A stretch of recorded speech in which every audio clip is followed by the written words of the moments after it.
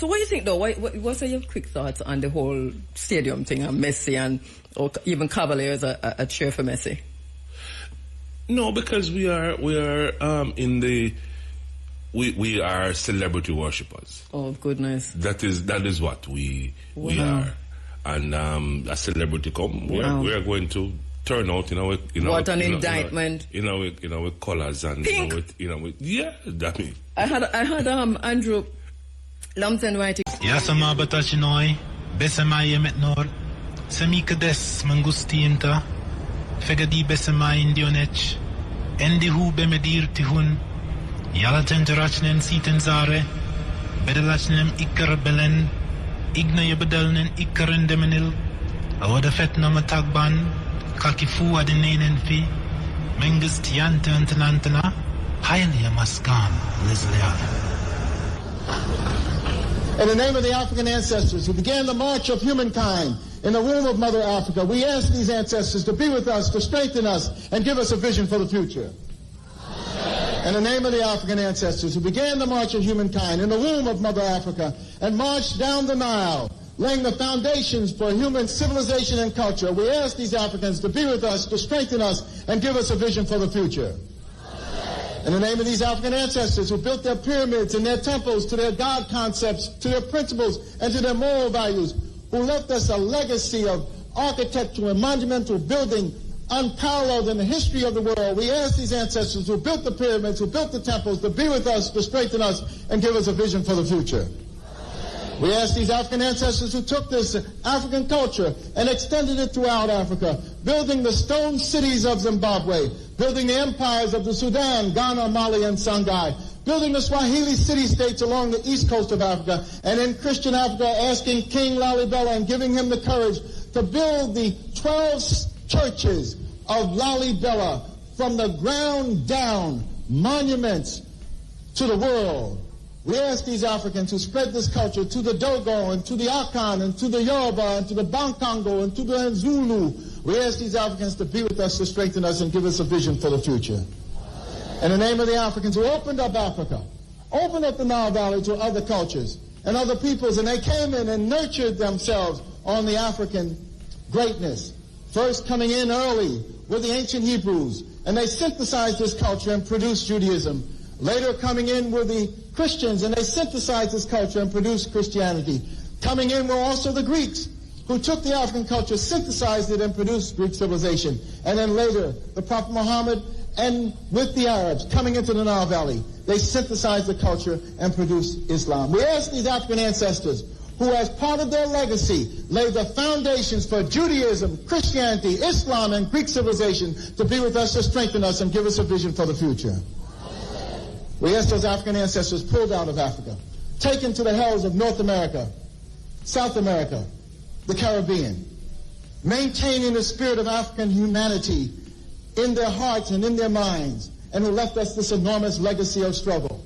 We ask those Africans who resisted enslavement in the villages of Africa, who resisted enslavement in the shores of Africa, who resisted enslavement in those forts and dungeons, who resisted enslavement in the holds of those ships, who resisted enslavement when they arrived on these shores in the New World. We ask these Africans who ran into the highlands of northeast Brazil and established for 100 years the first free republic in the Americas, the Republic of Palmares, and their last great leader, Zumbi, whose spirit and sacrifice. We ask these Africans who replicated the Brazilian experience and went into the highlands of Jamaica and became the maroon-free communities. We ask these Africans who went into the backwoods of the Guyanas and Suriname and created free republic of the Suramaka and the Ajuka. We ask these Africans who went into the backwoods of Georgia and the swamps of Florida and moved with the Seminole Indians and resisted oppression. We ask these Africans who left us a legacy of struggle and resistance, the likes of which no one in the world has, to be with us, to strengthen us, and give us a vision for the future.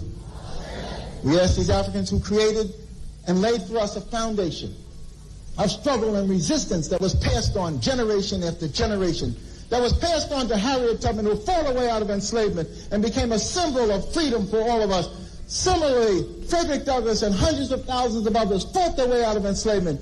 We ask those Africans who went with Boukman, Dessalines, to create the greatest revolutionary experience in the history of the world, the Haitian Revolution, leaving us a legacy, the likes of which no one else has had. We ask these Africans to be with us, to strengthen us, and give us a vision for the future. Let us start our class with a prayer.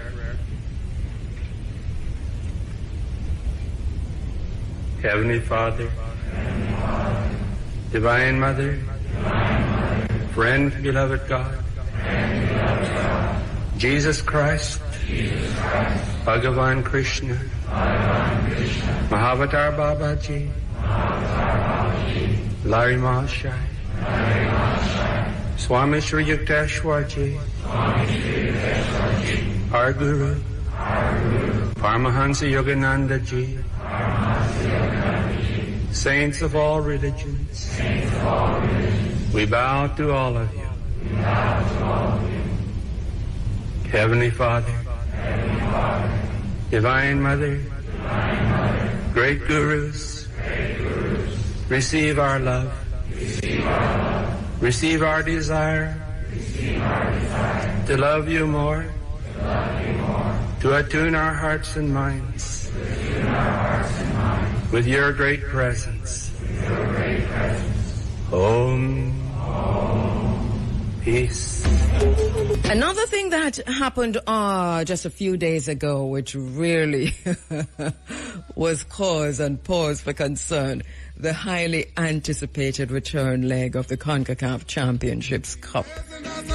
That was between Cavalier and Inter Miami, and it did not disappoint.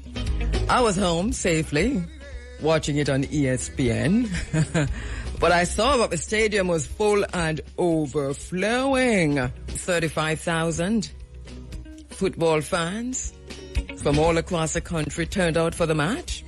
Now to catch a glimpse of the living soccer legend from Argentina, which is a country that we've spoken a lot about in this space, Lionel Messi. Argentina, one of the most racist countries in the world, and we've had many conversations about Argentina. Sometimes when we do things and how we do things, we have to put everything in context.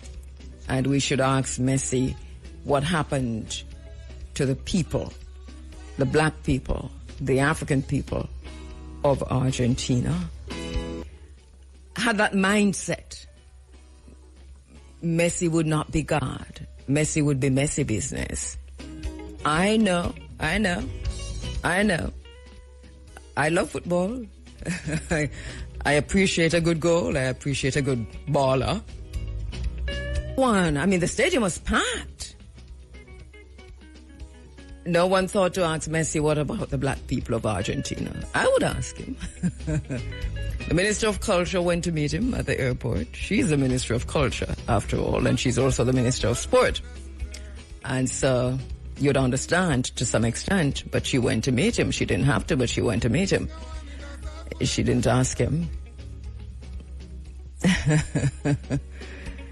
But let us ask ourselves, what happened to the black people of Argentina? Because Argentina is one of those countries, the first one to perform genocide, ethnic cleansing. One of the earliest ones, ethnic cleansing, ongoing to ethnic cleansing of African people from Argentina. By the way, we saw that Messi was presented with a jersey with Bob Marley on the front, and I thought, goodness, why not Michael Manley or Edward Seaga? Why Bob Marley? Bob Marley, who you don't even want to make a national hero. And we're not saying that he should be a national hero, but you have rejected the idea of making him a national hero, and then you treat him like he's a national hero. Why not give Messi a T-shirt with Manley or Seaga, since they are the ones you're about to make national heroes?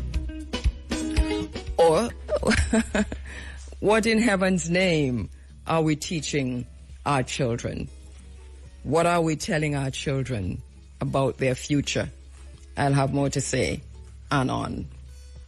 There's a whole lot to say, but I also have to get on with the program. So I'll come back to some more of what I have to say later on. First, though, let me take a break. Of course, is the son of Mama Fire, and we've had discussions before. Pele, Yeah, Pele, that's you? Papa Fire telephone call, Mama. Oh, Papa Fire. Okay, Yeah. greetings, Mama. Papa Fire. How you doing? My Mama, they are hanging on, Mama. Yes. They are hanging on, man. Yeah. That's the fire. Give thanks for the energy and give thanks for the Mama KABU. Yes, give thanks and give thanks for you, give thanks for life. Yes, for the time. Yeah. And for those who don't know, Mama Fire transcended, and talking to Papa Fire and Pella this morning about the plans for the funeral and the memorial service, also the burial. So, Papa Fire, I know that the plans are well underway. Bring us up to date as to what is going to happen on Friday into Sunday, because I know you're starting with Friday. All right.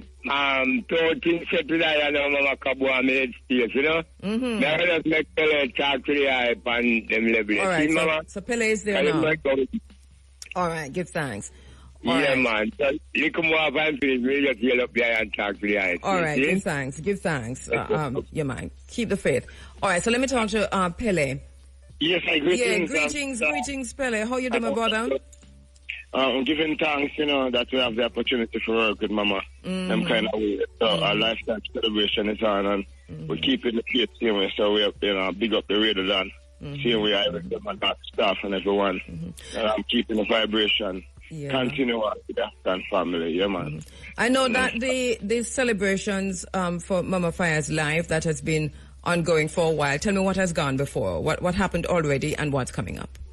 All right, a bonfire happened, the Nyabingi happened, which is the celebration of the victory over the Italian in the 18th century, 1894, 1896 vibration coming up.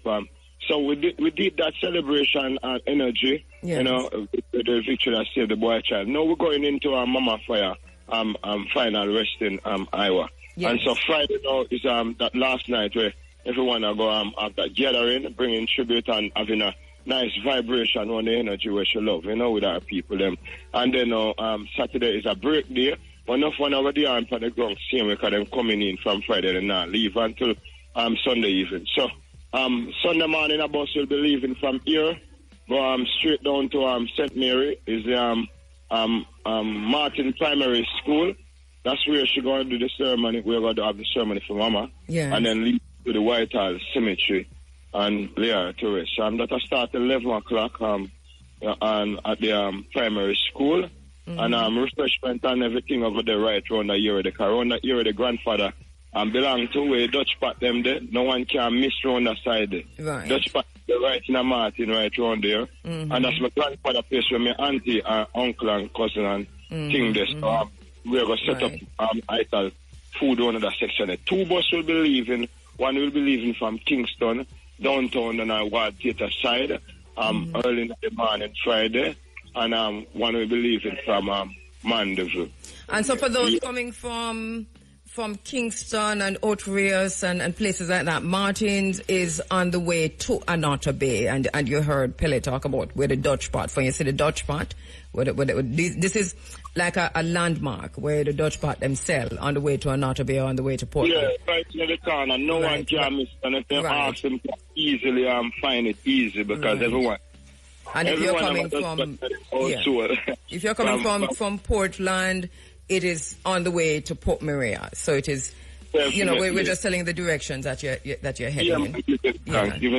And then now, I'm moving on with the celebration now. Welcome all who coming in to come early so that we can do the thing on time so that we don't have a late combustible situation with the ceremony, because we know Mama Fire are the queen and enough one want to touch base like that. So those who is on the paper already sign up, and those who just come in for the open mic, I ask everyone to be on time and schedule the vibration. I have a number for Sister Shelley for contact the bus from that side, from the southern side, Mandeville side area there.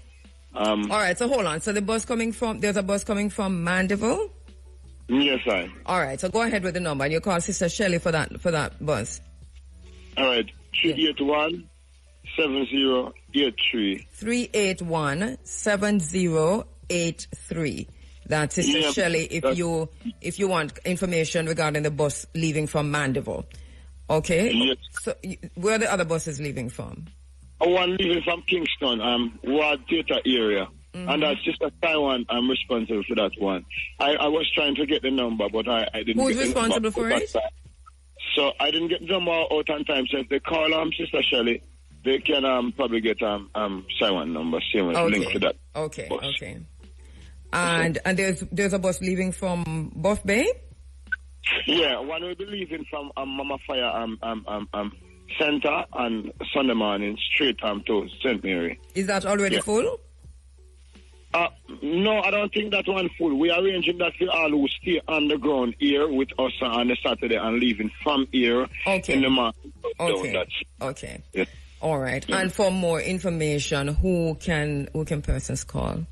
All right, they can contact I'm at 835-6321. 835-6321. All right, that's for you, Pele.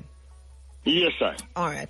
Okay, so basically, so just to reiterate, Friday night, what exactly is going to be happening on Friday night? Is it Friday all day or is it evening into... Friday night. Friday night. Starting at the evening, having a bonfire and a gathering on the stage and holding a vibes with the people who share Mama Fire and the outer skirt, because the outer skirt is for the public out here. We have a business setting out for the front part, so that we are accommodating all of the public who passing through and holding a vibes with the family. And then the inner part now, the inner court of the yard where the fire burn, which is the Bingi area, that's for the Rastafari community, in that section, holding a nice vibration. Same way, bringing tribute and whatever entertaining vibration that good for the night. Sometimes we get some surprise fun bringing some beautiful vibes. Pull that together and make one nice something out of it. Yes. And the ceremony itself now is on Sunday at 11 a.m. Yes, sir. In Martins. That is at the Martins Primary School. Yes, sir. All right. Anything else we need to know before we wrap? I'm not sure. I'm not sure that we pack it up any much thing more than asking the people to be orderly and come on time and be respectful in the way or way and present yourself. Right. Because I always say put it good and she like when things put good in a nice manner.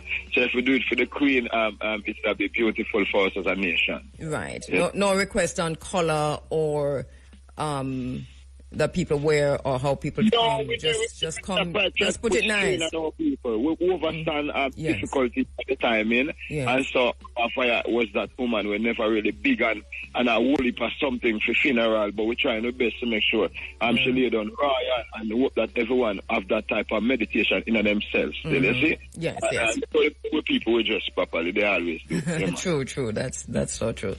All right. I know that there is a GoFundMe to carry on the work. Yes, that is out there. Because the Mama Fire Foundation now with our nation is very important. She did really stand up for some great things in terms of rebuilding a good vibration out of all of the colonial rule and how we be left without any umbrella support. And so I think Mama Fire name now represent that feeding instructor and that protecting instructor. She did it without any sponsorship, without anyone giving anything to her. And I hope that her name now would live on with the nations to the need to put things together and monitor things in a more professional level for our people, that we're not reaching some situation where we went through with Mama Fire and others over the years, Yes, sir. All right. Give thanks, Pele, my brother. Give thanks to Papa Fire, and we'll see you on Sunday. Yeah, man. To Papa Fire, giving thanks to Radio Land again. Rastafari, out of KABU. All right. Give thanks, my brother. All the best to the family. All right. So yes, Friday. Mama. Yes, Papa Fire. So we have all the information, and you take care of yourself now, because I know you two are not doing too well. So make sure you're taking care of yourself. Yeah, man, I just shouted out to Radio Land Steady and give thanks to them while they stand by and I said, Yes, give thanks. And I give thanks to everyone that come in and contribute towards the setting up our things we are going towards Mama Fire, All right, brilliant. So I will keep in touch anyway. Most definitely, and we'll see you soon. All right, Mama. All Love right, you. give Take care. Give thanks. Enough love. Blessed love, Mama. Seeing the social media replete with the unheard cries of the elderly, returning residents, civil servants, pensioners, me, everyday people whose investments and life savings have been depleted and who have found no consolation, no reasonable explanation or hope of being salvaged. I'm talking from my own personal experience here. I've got a lot to say, but I'm in the middle of things. And they're talking about terrorism and terrorists in Burkina Faso.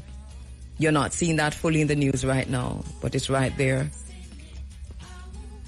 It's being said at the highest level, in the highest places.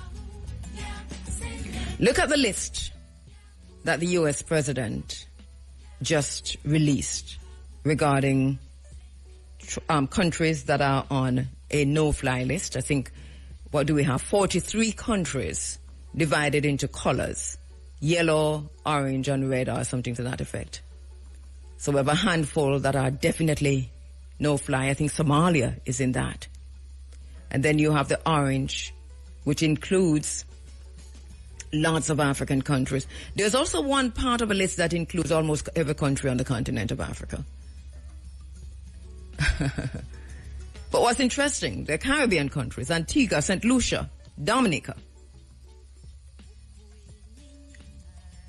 and Jamaica is playing checkers. I think the Caribbean people, I think, well, not the people, but those who are in charge, there is no time better than now, when it is obvious that we are on our own, for CARICOM to pivot. This is when the word pivot make a lot of sense. Because every single region is going to have to determine how we get ahead. Africans in the diaspora, we have to, I think we're at the point now where, for those who haven't been having a conversation yet, we begin to have the conversation like immediately, and then to say, how do we move forward? Because this is when federation is if we never need it before, we need it right now, regardless of what we're going to call it. CARICOM is not working. Because we are on our own. This is a reset. It's a great reset. It includes an enslaver class and an enslaved class. And Africans, continental and in the diaspora, are not prepared for what has come, which we think it's coming. That's our thinking, that is coming. And I don't know what we're waiting for, but it is already upon us. We're just blind that we can't see. There's a little thing that's being said about China, that China is now living in 2077. We don't hear a lot about China in this part of the world. We don't talk a lot about China the way we should be talking about China in this part of the world. We see that China is conquering on to conquer, to use a biblical phrase. And we see that China has gone out, up and down the globe, and is globalizing the entire globe. And so we see this Cold War because America is fighting for its life because China has taken over. That has already happened. It's just a matter of working out, the details. So this is why we see a lot of what's coming at us, this strategic, organized chaos that's coming at us from the United States that appears to be chaotic, but it is very well thought out, very well planned. So China has done what China, and has been doing, what China needed to do. So they're ready for the revolution. As a matter of fact, they are the revolution. But we are not ready for the revolution. Jamaica has made a move that suggests to me that there's a better understanding of what the situation is, but it also tells me that Jamaica is not necessarily, or is definitely not thinking federation, unity, unification, You see that shift, that change in the United States? The Jamaica's ambassador to the United States, Audrey Marks, is now a senator, and Anderson, Major General Anthony Anderson, is now the U.S. ambassador to the Jamaican ambassador to the United States. Well, it makes a lot of sense in the greater scheme of things, because if you hear what the U.S. is saying to Antigua and St. Lucia and Dominica, Haiti is on a whole different list. Haiti is on the no-fly list. The other Caribbean countries have to respond to the United States within a few months, I think, or a few weeks. I'm not sure it's a month, but within a given amount of time, about security. Go look and see what the U.S.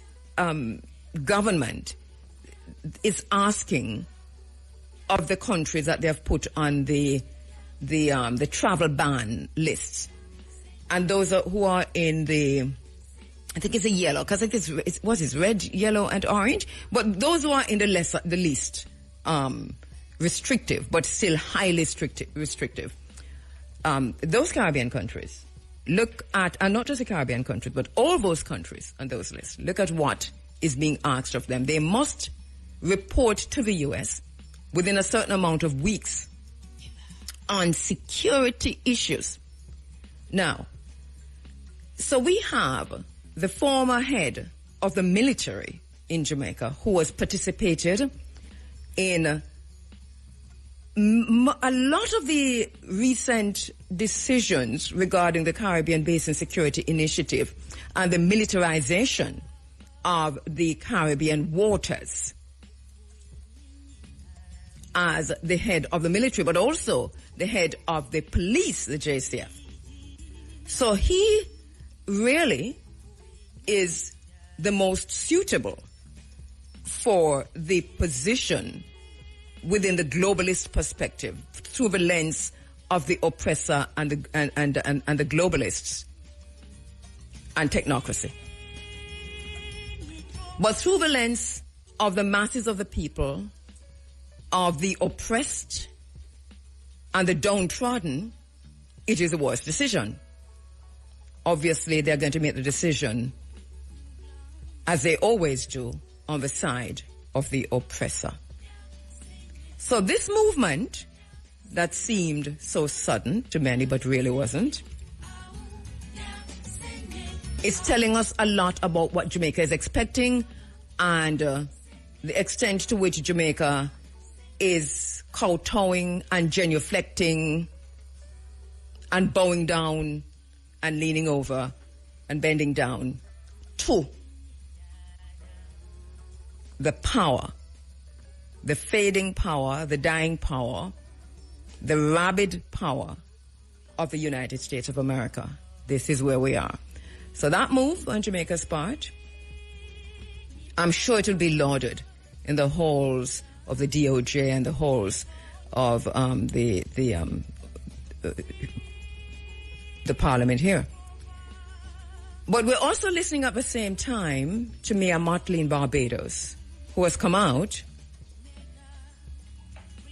and talked about what's coming from the U.S. Secretary of State, Marco Rubio, regarding Cuban doctors in the Caribbean and continental Africa. And I'll get back to that later on in the program. You're inside of the Africa Forum. This is Running African. Mentioned on air, especially because of the times that we're living in now, and because of Commonwealth Day, and the fact that we're saying for Commonwealth, whether it's Commonwealth Day or not, that we must get rid of the monarchy of England as a head of state of Jamaica, that however we do this, it has to be done. But for Commonwealth Day and going forward, I had suggested that 2 books, more than any, we should be reading for now. Let us focus on these books that I can't underscore enough how important it is to begin the reading. Britain's Black Debt Reparations for Caribbean Slavery and Native Genocide by Hilary Beckles. And Professor Vereen Shepherd had written in to say the companion book to that, the text of that, How Britain Underdeveloped the Caribbean, a reparation response to Europe's legacy of plunder and power, also by Hilary Beckles. And I did say, I'm not sure, but I can almost bet that iNation would have these books. And iNation sent me a note just at the end of the program to say, and with pictures of the book too, to say, yes, we have them. I have iNation online. Good morning, my brother. How you doing?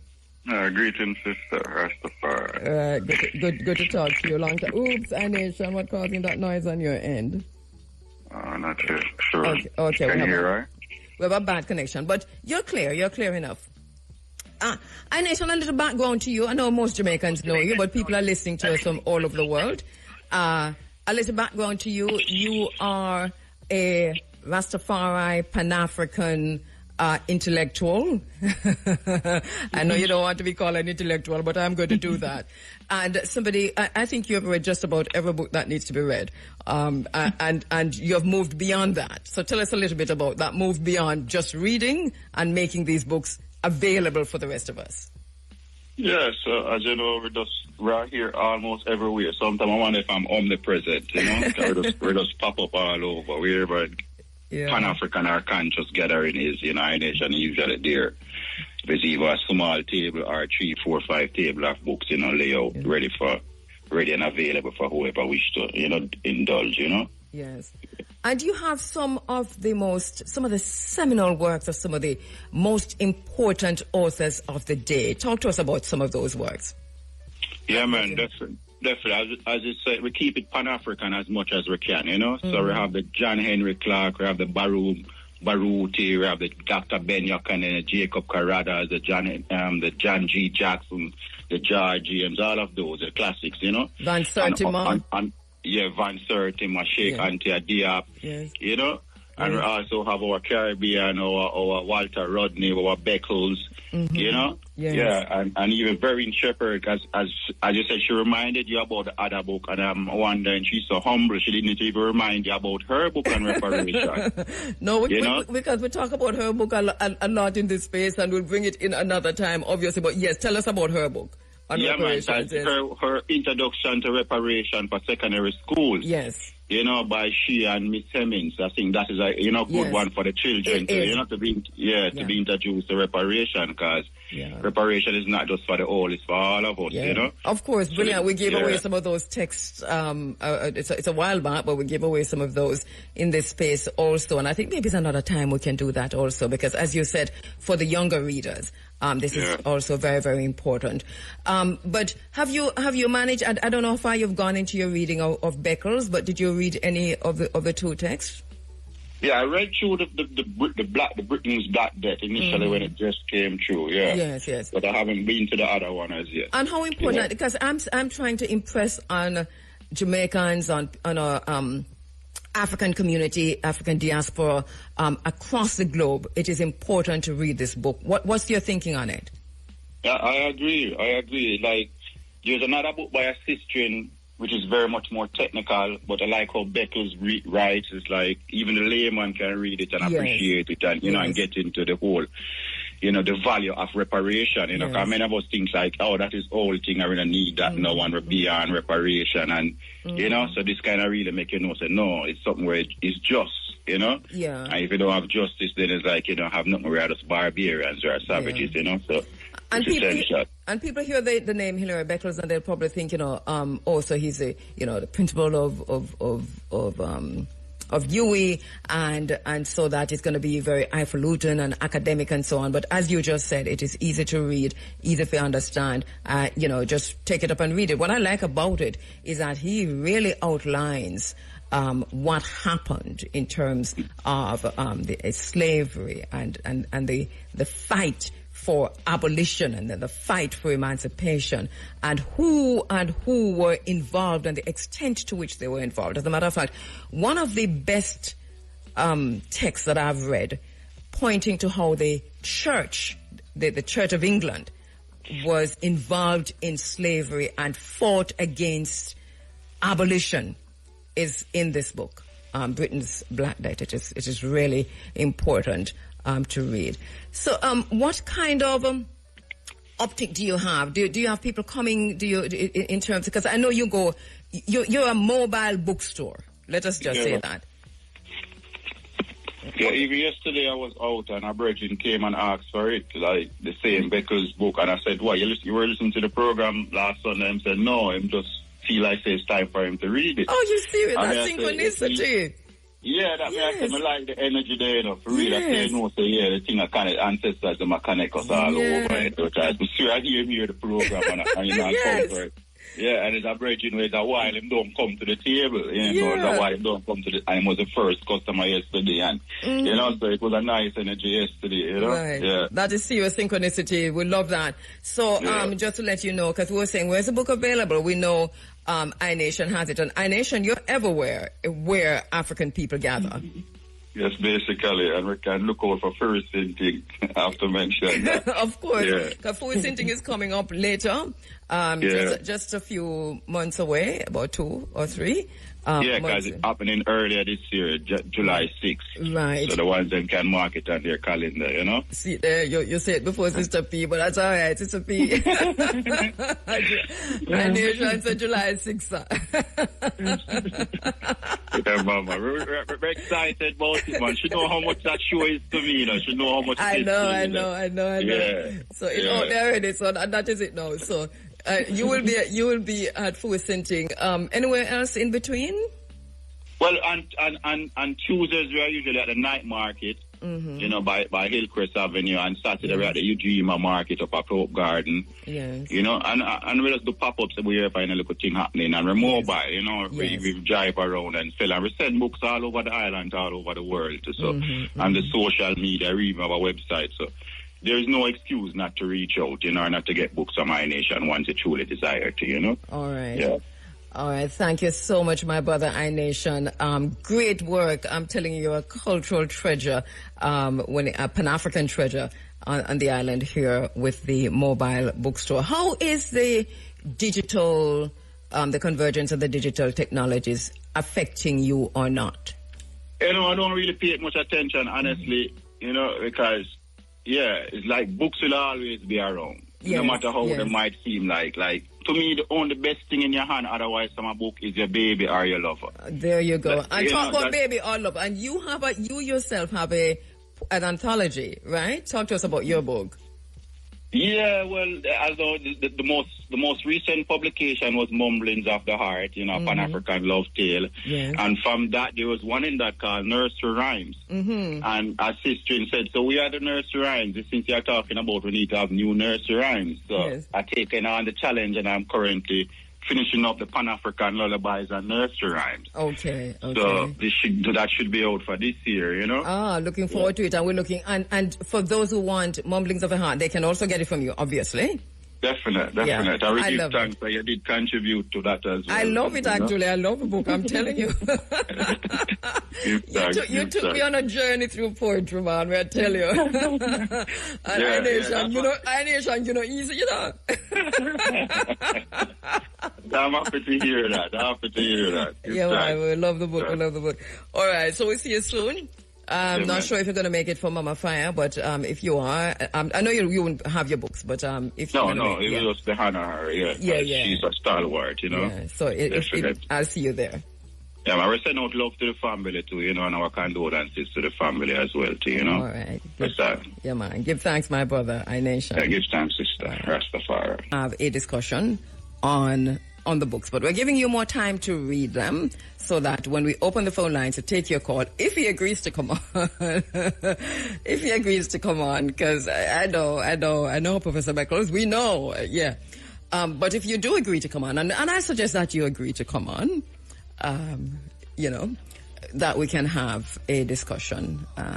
Listen to you. Brilliant work. Exams and the CSEC and the CXCs and the CAPE exams. Good morning to you. Morning to all the members of Parliament who got 300% salary increases and aren't doing a damn thing. Morning to... Send me a quick text. Do you have that? 20 questions and answers on reparations. And this is one of the last works by Professor Shepherd as director of a Center for Reparations Research. If you contact the center, you can get a copy of, well, ask them about it. 20 questions and answers on reparations.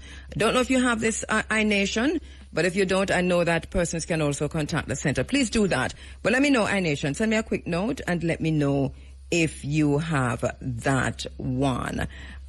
All right, a quick break. My most absolute favorite poets. This is, I mean, I'd love this poet. Is online now. Every time I get a chance to speak with him, I'm just totally passionate about that. And I really do hope that he comes in the studio properly one day and spend one good time with us, and it's just pure poetry all morning. He's brilliant, I can tell you that. Hearing him on the phone is one thing, but seeing him in performance is a whole other situation. So I'm a proper fangirl over here for this next poet who's coming on. Britton Wright on the phone lines. My brother Britton, how you doing? Hi, KABU. Good morning. Wonderful Sunday morning to you, and thank you so much for such a warm welcome. As usual, my brother. And let me just tell our listeners that Britton Wright is a poet who hails from Stony Hill, St. Andrew, and currently residing in Manchester. So he's talking to us from Manchester, I think. His style of poetry is heavily influenced by his passion for music and the love of his rich Jamaican culture. If you listen to him, and I'm sure you've heard him in this space already, his pieces speak on a vast array of topics such as love of country, appreciation of the divine feminine, sensuality and nature, and mental health. And he addresses all of them in with equal poetic styles. And in 2024, he was shortlisted for the Louise Bennett Coverley Prize for Poetry. He also received multiple awards from the JCDC for his entries in their creative writing competition. He has performed as a featured poet and in open mic segments at numerous concerts, conferences, radio programs, literary festivals across the country. And what is also important about what Britton and a team of poets here in Jamaica, what they have done, he is a co-founder of the newly minted JICO. We talked about JICO in this space, which is an organization that curates solutions and opportunities exclusively for the poetry industry. And as when we spoke with JICO that time, you recall they told us that it equips poets to master their craft, protect their intellectual property, operate profitably and sustainably, and serve diverse clientele with the highest level of professionalism. And maybe that is why Britton don't reach in the studio yet, because it has to be profitable and sustainable. Britton, is that why you haven't reached the studio? well, that's definitely not why, you know, but we definitely need to change that, you know? Yes. I definitely need to be in studio, in flesh, one of these days. Yes, and we just do poetry all morning, right? This is what I'm envisioning. And just a live poetry performance. I invite you as a main performer and JICO as the supporting arm. Did you hear that, Casey? All right. So, but JICO on a whole, really a great organization, and this is where we're going this morning, because Poetry Week is coming up. Tell us about that. Yeah. So what we have going on for the upcoming week is Kingston Poetry Week, and this is something that we pioneered based on our experiences last year. And Casey is just someone who takes her own initiative and leads the charge. So we have what's going on is Kingston Poetry Week, right? And it kicks off actually today. And we have 2 events going on today. So this morning at 10:30 a.m., we'll have a church service at Swallowfield Chapel. That's 5 to 7 Swallowfield Road. Admission is free, and, you know, we're a part of that in terms of the organization of it. So anybody who wants to touch out and bless the week with that, they are free to do so. What time does that starts at 10:30 a.m. Okay. Yeah. And then we also have a virtual open mic at 8 tonight.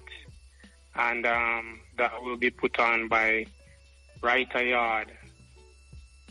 So if you go on Instagram, just look for Write a Yard, as in WRITEAH and Yard, YAAD. That's a virtual open mic on Google Meets, and it starts at 8 p.m. tonight. Okay, and so let's just underscore that for a listener. That's a virtual event. Yeah, it's a virtual event. Yes, and it's open mic. Right. So once you have the information, and you can tell us what's information, you come in. Is it open to the extent that you just come in and do what you're doing, or do you have to contact someone before?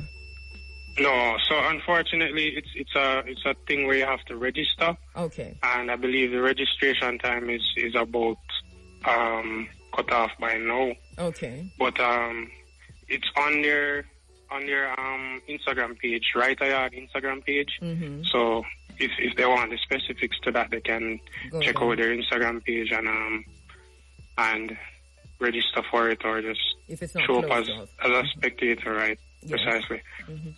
Yeah, so that's what we have going on today. And then on Wednesday now, we're going to have a special edition of Pencil where KHERU will be featured on Wednesday from 6 to 10 p.m. And that's at 74 Lady Musgrave Road at Ragamuffin Cafe. So KHERU is actually an international literary organization based in Los Angeles, California, and they focus on Caribbean literature, culture, and heritage. So the organization is actually headed by Steve Russell, and we have some additional collaborations going on, big collaborations for the rest of the week, but I don't want to skip to those days just yet. Right. So you get to that in a while. Yeah, so on Wednesday, like I said, we're going to have a special edition of Pencil where KHERU will be featured. So that's Wednesday night from 6 to 10 p.m. And also on Wednesday, we're going to have a virtual online poetry business meetup with Christoph Jenkins, the founder of Poet Life. And he is a big ambassador for poets shifting into that professional side of things. So we have monthly meetups with him because we are officially a part of the Jamaica chapter of the Poetry Business Network. And we have a monthly meetup with him where we discuss our victories, our lessons throughout the month, discuss opportunities. And it's just a wonderful space where poets can link up. And they can potentially collaborate. They can gain advice and experience from each other, So is this open, the poetry link up for, when is it, Wednesday? Yeah, it's going to be on Wednesday night at 8 p.m. So it's actually a Zoom meeting. And it will be aired live on their YouTube channel as well. Okay, so how can one's whose channel can we catch it on? So it would be the Poetry Business Network channel. All right, and all of this information is posted online, for JICO. Yeah, precisely. And so you can access all of these information on JICO's social media. Yes. Yeah, and then following Wednesday now, we have what's going on Thursday, which is really cool as well. So visual artist Judith Salmon will be launching a new exhibit entitled Home to Self, Explorations and Introspections in Mixed Media. And this will be held at the Olympia Art Gallery, that's 202 Old Hope Road. Doors open at 6 p.m. So this will feature Casey Garvey alongside a brilliant and talented young guitarist from the Alpha School of Music known as Ryan Wallace. I hope I pronounced his name correctly. So they will collaborate and provide a mixture of poetry and music. And let me just let our listeners know that Casey Garvey is a brilliant poet. She's worth seeing. Just go, however you go, but just go.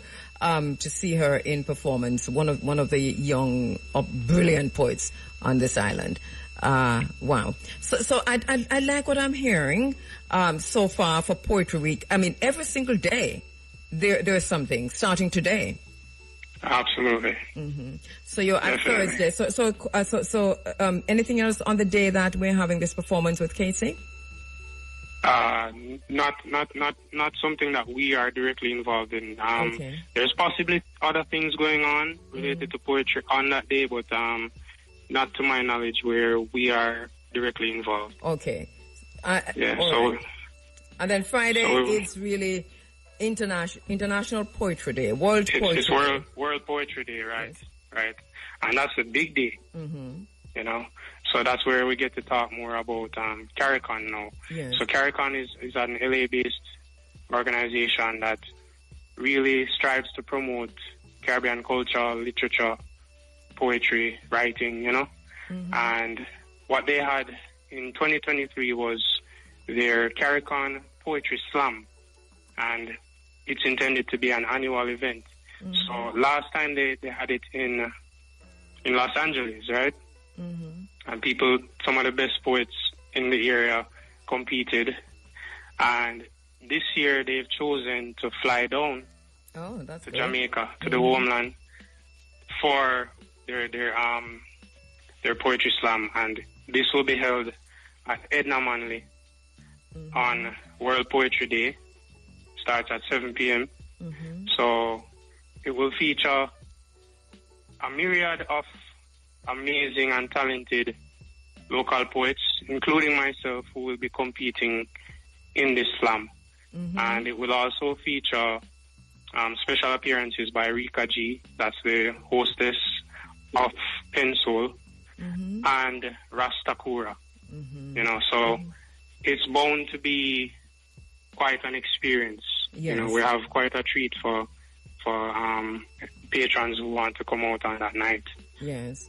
And this is going to be, remind us where this is going to be? It's going to be at Edna Manley College. All right, beginning at 7 p.m. And it's going to be at the amphitheater. All right, and is there what's the cost? What's the ticket price? Yeah, there's one moment. Let me just verify. I don't want to. All right, just to remind you that World Poetry Day is the 21st, and JICO is putting on an entire week of poetry, Kingston Poetry Week. That's starting today, going all the way to Friday. Is it Friday? Does it go beyond Friday? Yeah, I think it does go up to Saturday, I will hear. Did you find the... Yes, I found the costing of that now. So pre-sold, it's $1,500, and it's $2,500 at the gate. All right. And the pre-sold, where can we get the pre-sold tickets? All right, so you can access that via CARICON's social media. Mm-hmm. So that's at CARICON LA.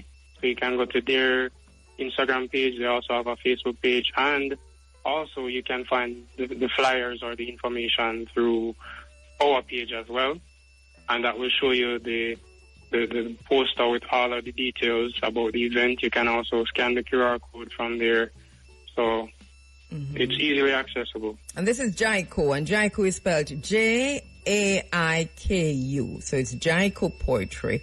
And they do have an email too, JICO Poetry. Is it Gmail? Gmail.com? Yes, it's Gmail. And the tickets are also available on Buzzworld, sorry. Okay. And on Saturday, are you wrapping things up on the 22nd? Yes, most definitely. So we're going to have another big soiree on the 22nd, and this is actually one of our signature events called Talk the Things.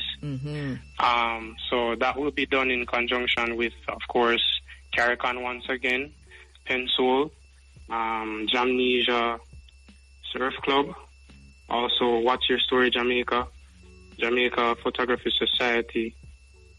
So yeah, we're working with some partners on this one as well. And this will be held at Jamnesia Surf Club in Bull Bay, St. Thomas on the 22nd, and It kicks off at 6 p.m. and the entry is just $1,000, and you will be treated to, once again, fantastic poetry, first-rate poetry. Also, some of the finalists from What's Your Story Jamaica storytelling competition will also be there gracing the stage. People like the likes of Chantel Laws, Nkosi, Kenneth Grant, Simone Fruittree Duar, Joel Jawara Ellis, Kwame McPherson, Frederick Roberts, Maria Barrett, Dujan, the Prophet Crossfield, Suzette Shaw, and also Casey Garvey, and of course myself. So you'll be definitely in for a literary treat. Yeah, yeah. It sounds really good, and I hear Kwame McPherson there too. Okay, yeah, man. I really do. Lots of big names. I have to find myself out there in St. Thomas. Definitely. All right. So the entire week sounds really good. Kicking off today with the church service, all the way to next week Saturday coming. Brilliant work. Congratulations to Jaiku. I remember when you launched, and I remember, talking to you and the brother who was in the studio just about what Jaiku was and the plans that you all had, and really to see this panning out and just branching out into organically, it would appear, but I can just imagine the work that goes on behind the scenes to put all of this Absolutely. together. Yeah. Absolutely. There's a tremendous amount of work that goes behind the scenes, and that's especially thanks to Casey. She's very hardworking and resourceful and very resilient, and we just do our best to support her vision and, just work alongside her. It is great work. It is really good work. Yes. And we'll catch up with you, hopefully within the time or afterwards. But the invitation is open to you and Jaiku to come in, and we just do a Jaiku morning. Most definitely. And we'll graciously accept that invitation. It's just a matter of coordinating that now, Let's coordinate. All right. Yeah. Have a good one, Britton, and we talk soon. Yes. Yeah, man. Thank you so much. I'm sorry we don't have a time for you to perform one, but I really do have to go. Yeah, but we'll hear you throughout the week. Most definitely. Thank you so much, my brother. All right. Thanks for having me. Guest, and my special guest online is Dr. Devon Taylor of JABEM, Jamaica Beach Right Environmental Movement, and is senior biomedical research scientist. We always include the biomedical research scientist because we have him literally on tetherhooks, because he thinks that every time he comes on, I'm going to ask him about the vaccine. So I enjoy that actually.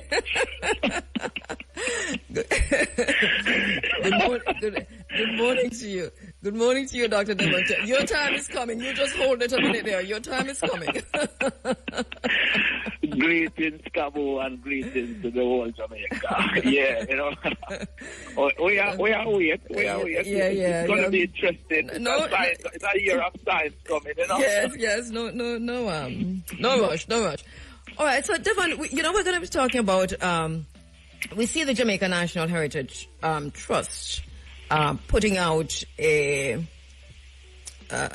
what is this? What do you call it? Misdirection. Adopt a story. Adopt a story. There you go. Basically, they say the Jamaica National Heritage Trust has moved to dismiss claims on social media. This is now from the Observer. But let me just say, all media houses reported on this. So the Jamaica National Heritage Trust has moved to dismiss claims on social media that members of the public will need to pay to access the Blue Lagoon in Portland. The JNHT's comments follow reports that the Blue Lagoon and surrounding lands will be sold to a private entity and access restricted to people who can afford to pay to use the facility. However, the Jamaica National Heritage Trust, in a media release, said these claims are inaccurate and misleading. The trust maintained that the Blue Lagoon in Portland is available to the public free of charge. The trust pointed out that there have been recent renovations at the facility, including rehabilitation of restrooms, landscaping, and installation of signs and storyboards. It noted that some vending, including craft vending, is allowed on the Blue Lagoon, and space for parking is limited, they say, etc., and it goes on. So, you say this is a dopey story. Why? Yeah. So, I mean, I really want to unpack this for Jamaica this morning, all right? Because there are significant restrictions in accessing the Blue Lagoon. And I'm happy that they point out in the article that they don't. Well, hang on there. You're breaking up a minute, so say that again. You're happy that? They have mentioned in that same article that they don't want any land. Our entire, let me just say, Devon, that our entire connection just went haywire. So I'm not quite sure what's causing that. So move around a bit and let's see if we get a better connection. Hello? I know you're there, but it's all, crackling. What I can do is ask you to hang up and let's dial you, see if we can dial into a better connection. All right? So hang up from me, please. Okay. All right. All right. Can we get Dr. Taylor back online? Let's get Dr. Taylor back online. I lost him there. Okay, let me do this. Release, as reported on by the Observer, from the Jamaica National Heritage Trust, saying that the access will not be denied to Jamaicans at the Blue Lagoon, in a word. Right. And I think, putting this whole thing into context, what the JNHT is trying to do is to intentionally confuse and conceal what the real issues there are. Mm-hmm. All right? They are being deceitful and trying to make things unclear because the JNHT, right, does not own any of the 238 acres of land that surround the Blue Lagoon. And the JNHT, in collusion with private interests, have shut down the one free public road that leads into the Blue Lagoon and has routed the Jamaican public over private land. So the Jamaican public do not access the Blue Lagoon through the customary public road. We have to use private land. And that permission can be removed at any time because what they've received is authorization, permission from Blue Oil Holding Limited to walk over Blue Oil Holding Limited to get to the Blue Lagoon. They shut down that parochial road, that customary parochial road. That's what they have done. And so what is the arrangement that the JNHT have with the private landowner? They could be paying them $1 million a year and we have no idea. They could be giving them any other forms of compensation, we don't know. So what the premise of that arrangement between the JNHT and that private landowner, the access for the public, getting permission, getting authorization from that private landowner to access the Blue Lagoon, we don't know, while the public road is closed. And so the closure of the public road does not translate into any form of protection. It does not translate into any form of guarantees to the Jamaican public that we will continue to access the Blue Lagoon. Because of what? Because the customary road is protected under law.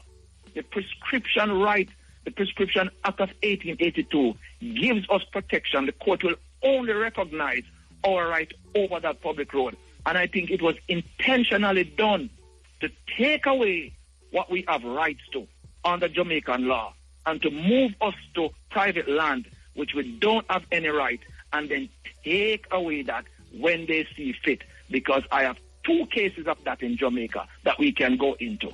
All right, so this looks like obfuscation, deliberate, well, it usually is, on the part of the Jamaica National Heritage Trust. It's sounding like that. So I think one of the things that we need to do is to reach out to the JNHT, and I'll try and do that for next week, hopefully, to see if they'll come in the space and to explain the press release. I didn't see the press release myself, but I've seen all the stories, and there are many written about the press release. Did you see the press release, or are you yourself seeing just the stories written? No, I have seen the press release. I've read the press release. I read both articles in the Gleaner and in the the Observer. Mm-hmm. And I have to say, right, I am really surprised that they, the Gleaner and the Observer would carry those articles. And the reason why here is that the GNHT and the Portland Municipal Corporation are both defendants in the case. And they're taking stories from the defendant, and they have not contacted the plaintiffs. They have no communication from Dr. Marcus Goff. They have not spoken to Jabem. They have not spoken to Portland Environment Action or the Blue Lagoon Alliance. They went and they took a story from one side. What kind of due diligence is that? That's no investigative work. So this is also an attempt to tarnish, Jabem and Portland Environmental Action and Blue Lagoon Alliance. They're trying to also discredit the court case. We've been in court for 2 years doing what? If there was no issue there, why would we be in court for 2 years? There's a real issue, Jamaica, okay? And our government have entered into a private arrangement where we don't know about. We are trying to get the details of this through ATI requests, access to information requests. We're trying to get that. And the JNHT has not been forthcoming.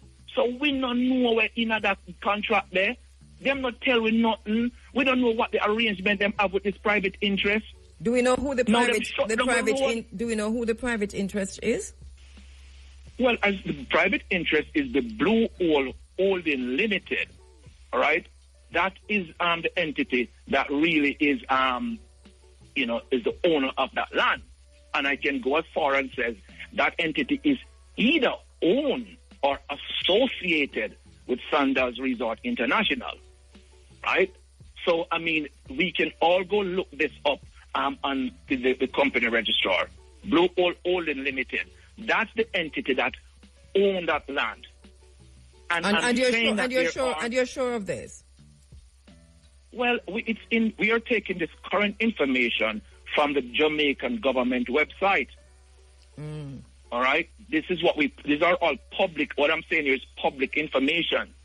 So if you go on the website, if you go on the website now and type in Blue Hole Holdings, you go to the company registrar site and you search for Blue Hole Holding Limited. You're right. That's the entity there. You will see, one of their investors, one of their big shareholders is Blue Colonial Limited, which is registered in St. Lucia, right? So there's a company called Blue Colonial with the word colonial in its name? There is an entity called Blue Colonial Limited, right? Misnaming that entity. You sure say it's not something else like Color Rain or something like that? Well, like you're funny this morning, Colonial. All right. So Blue Colonial Limited is who? Who owns Blue Colonial Limited? Do you know, or can you say? We don't know who is Blue Colonial Limited. Blue Colonial Limited is a company registered in St. Lucia, not in Jamaica. Jamaica have to understand this, Many of the times, them register company in Jamaica, and then the owner of the company or the big shareholders them are not registered in another country, and then you track them down and you can't find them. In fact, one of the entities that we brought in this case was an entity that was registered in another country, and we could never find that company. So we could have never served a summons to that company, and then eventually we have to drop them off the case because we can't find them, we can't serve them. These are just sophisticated ways that real estate are, hidden owners are made obscure. All these kind of things happen in Jamaica, all right? But I want the country to really be patient with me for a minute right here. Mm-hmm. And I want to unpack this in a way that we get it. Yes. Previously, the access to the Blue Lagoon was over public land, Jamaica. We could just walk down the parochial road. We could just walk down it and walk right into the Blue Lagoon. Right? We cannot do that anymore. It's 1,509 feet a road. We used to just walk straight into the water. It's blocked. And then say you can't go that way. You have to walk over the private land there. Now we all know, say, we have yard, we draw a gate, and we lock a gate. When we lock the gate, nobody can come through yard our private land. Now, why the government is supporting the closure of our public road and then tell us we must go walk over private land? Why is that happening? And then we go to court and we have 5 feet. Because that public road is protected under law. It said if we're using the road for 20 years, right, without no interruption, no permission was given to use the road, we have a right to use that road in perpetuity forever and ever and ever. So we job them at do, and we are do this across the country. What total environmental action, what the Blue Lagoon Alliance are stand up for. We're standing up for the entire country. You know what I find interesting is that Jamaican people generally are up in arms. They will tear your head off in defense of their views of Donald Trump and what he's doing in the United States right now. They are against, Jamaican people generally are against everything that's happening. They are totally against all the injustices and the oppression of Americans. But the oppression of Jamaicans by the government of Jamaica is no less than the oppression that they are envisioning happening to the people in the United States of America right now. Government can't just close down a road and just lock off people and deny people access to land, to water, to salt water, to fresh water, and they can do that over and over and over again using a colonial law. I hear Jamaican people up in arms now because Donald Trump has gone for a 1787 law to back up everything that he's doing. But we are not much different. It's the same kind of laws that we have gone for in Jamaica that the government draw for and is using against the people of Jamaica. What Donald Trump is doing is really just taking a leaf out of the government of Jamaica, the two administrations over time book in what you envision as him oppressing the people. I say this, Dr. Taylor, because there is no outcry in the media in Jamaica in the way you hear people in the media in Jamaica talking about what's happening in the United States of America. They are not able to envision our own oppression on this land. But we feel it hard for everybody else who we assume are being oppressed in the United States of America. This is basically what's happening here. You are very correct. And I would say to that the Beach Control Act that you also refer to as the oppression, the tool of oppression that is facilitating this, okay, is a colonial era law and is protected by colonial era saving clause laws, because this act is discriminating and violating the rights of Jamaican people to access their beaches. And if we were so interested in rights and, protection from oppression, and democracy, then we would stand up. But the political class, okay, have for 69 years supported this legislation and have not changed a word in it in the benefit of the Jamaican people. They have not. Both sides have not been doing it. Right? So yes, we get up in the arms of all the things that happen around the world and pressure their yard and oppression that Jamaica. Now the economic justice on social media, you go to Jabem, you will see what the Blue Lagoon Alliance members are experiencing in the Blue Lagoon. Right? There's no rafting, no boat tour. Them shut them down. While what? While all who own properties in there can frolic and use the entire lagoon as their swimming pool. That's what they're doing. The JNHC have a donation box down there. They're collecting money. I don't know what they're doing with the money. I don't know who they're giving the money. They have a book down there that registering people's name down there. I don't know what is the purpose of that. And then close the customary road. We have real oppression issue, economic oppression, social oppression in Jamaica, and it is happening right in the Blue Lagoon, and it's happening across the entire Jamaica. And me want them know, say, we not tap till we turn it over, because the road where them take away in a Miami Bay, the road where them take away in a Old Fort Bay, them trick the people them, and we are come after them. The road where them take away anywhere around Jamaica will lead to the ocean, will lead to the sea, will lead to our river. Me want the political class to know. I want the oligarchs them to know. I want the rich people them to know. We are home feet of 500 years we survived slavery and we stand up here today. And if it takes 500 more years, remember me make you know that we are going to take it back because it's a real oppression rooted in a colonialism, rooted in an atrocity of our people. And we have enough things to deal with a yard. And we better wise up. The government of the country is corrupt.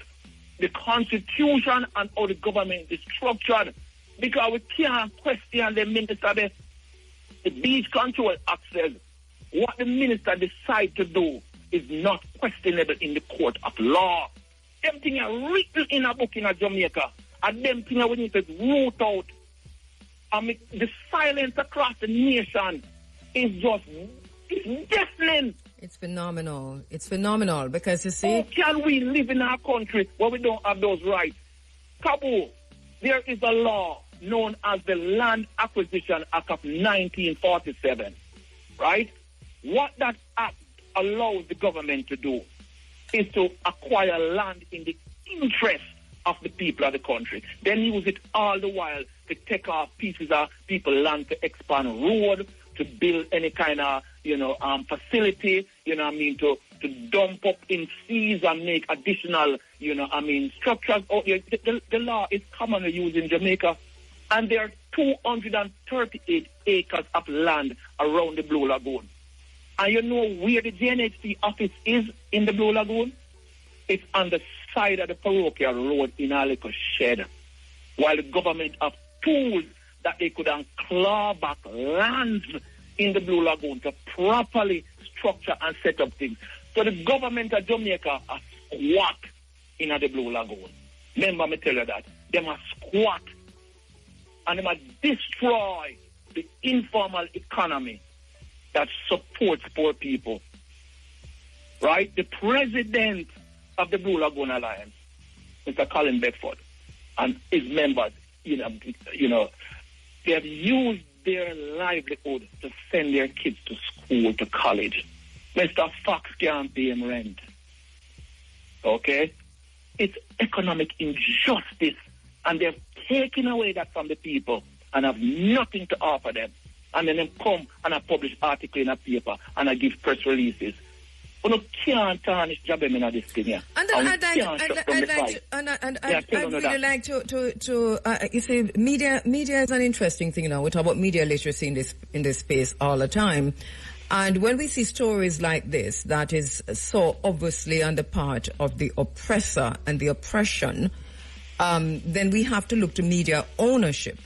And so it's even difficult to appeal to our colleagues at the level of journalism or investigative journalism, because obviously these stories are coming out at the level of media ownership.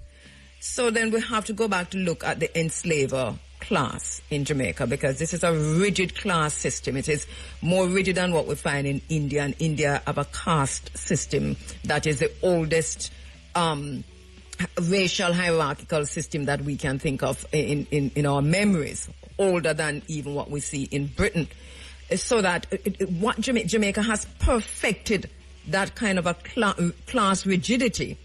And it seems as if there's hardly any way to get out of it. But the appeal has to be to the masses of the Jamaican people that we can no longer remain quiet in the same way we are upset about the immigration policies of Donald Trump and the other policies regarding everything else in the United States. We must be upset about the policies that are oppressing us here on the island. So what do you say, Devon, to the Jamaica National Heritage Trust and the Ministry of Culture and the Minister of Culture in relation to, in the context of this press release that has gone out and the stories that have been printed in the papers to confuse the people? Can't convince us, so they try to confuse us. Yes, what I would tell them, for transparency, they need to make public whatever arrangement and agreements they have with All Unlimited, that giving them permission, authorization to use their land to access the lagoon. I would say to them, we need to get rid of the private security off the customary road. Take them off it, all right? Because that is, something that they are complicit with. Because if they're saying that we don't lock this road here, we not pay the security. Because the Jamaica National Insurance said they're not paying the security. The Post of Commercial Code said they're not paying the security. So who's paying the security? Security is still there. They need to remove that. Okay? And we want that written into law that road is covered on a prescriptive right access, right, along with the other tracks and roadway over that land, over those lands. We want those to be written into law that the public will have rights to them in perpetuity. And I'm going to tell them, do not stop trying to confuse the people, right? The facts are the facts, all right? And they're trying to undermine the case. They're actively trying to undermine the court case. The court case is premised on our customary rights, and they're trying to remove our customary rights, so we have nothing and no standings in the court. And they must stop it. They must stop it, right? They should stop it, otherwise they're going to really face the full brunt of the law. The Jamaican people can respond. They can respond. We're in an election year. They can respond. They can come out and support our court cases. They can support our marches. They can boycott all of these businesses that are benefit in the Blue Lagoon. And a matter of fact, all across Jamaica that exclude all of Jamaica from the beaches them.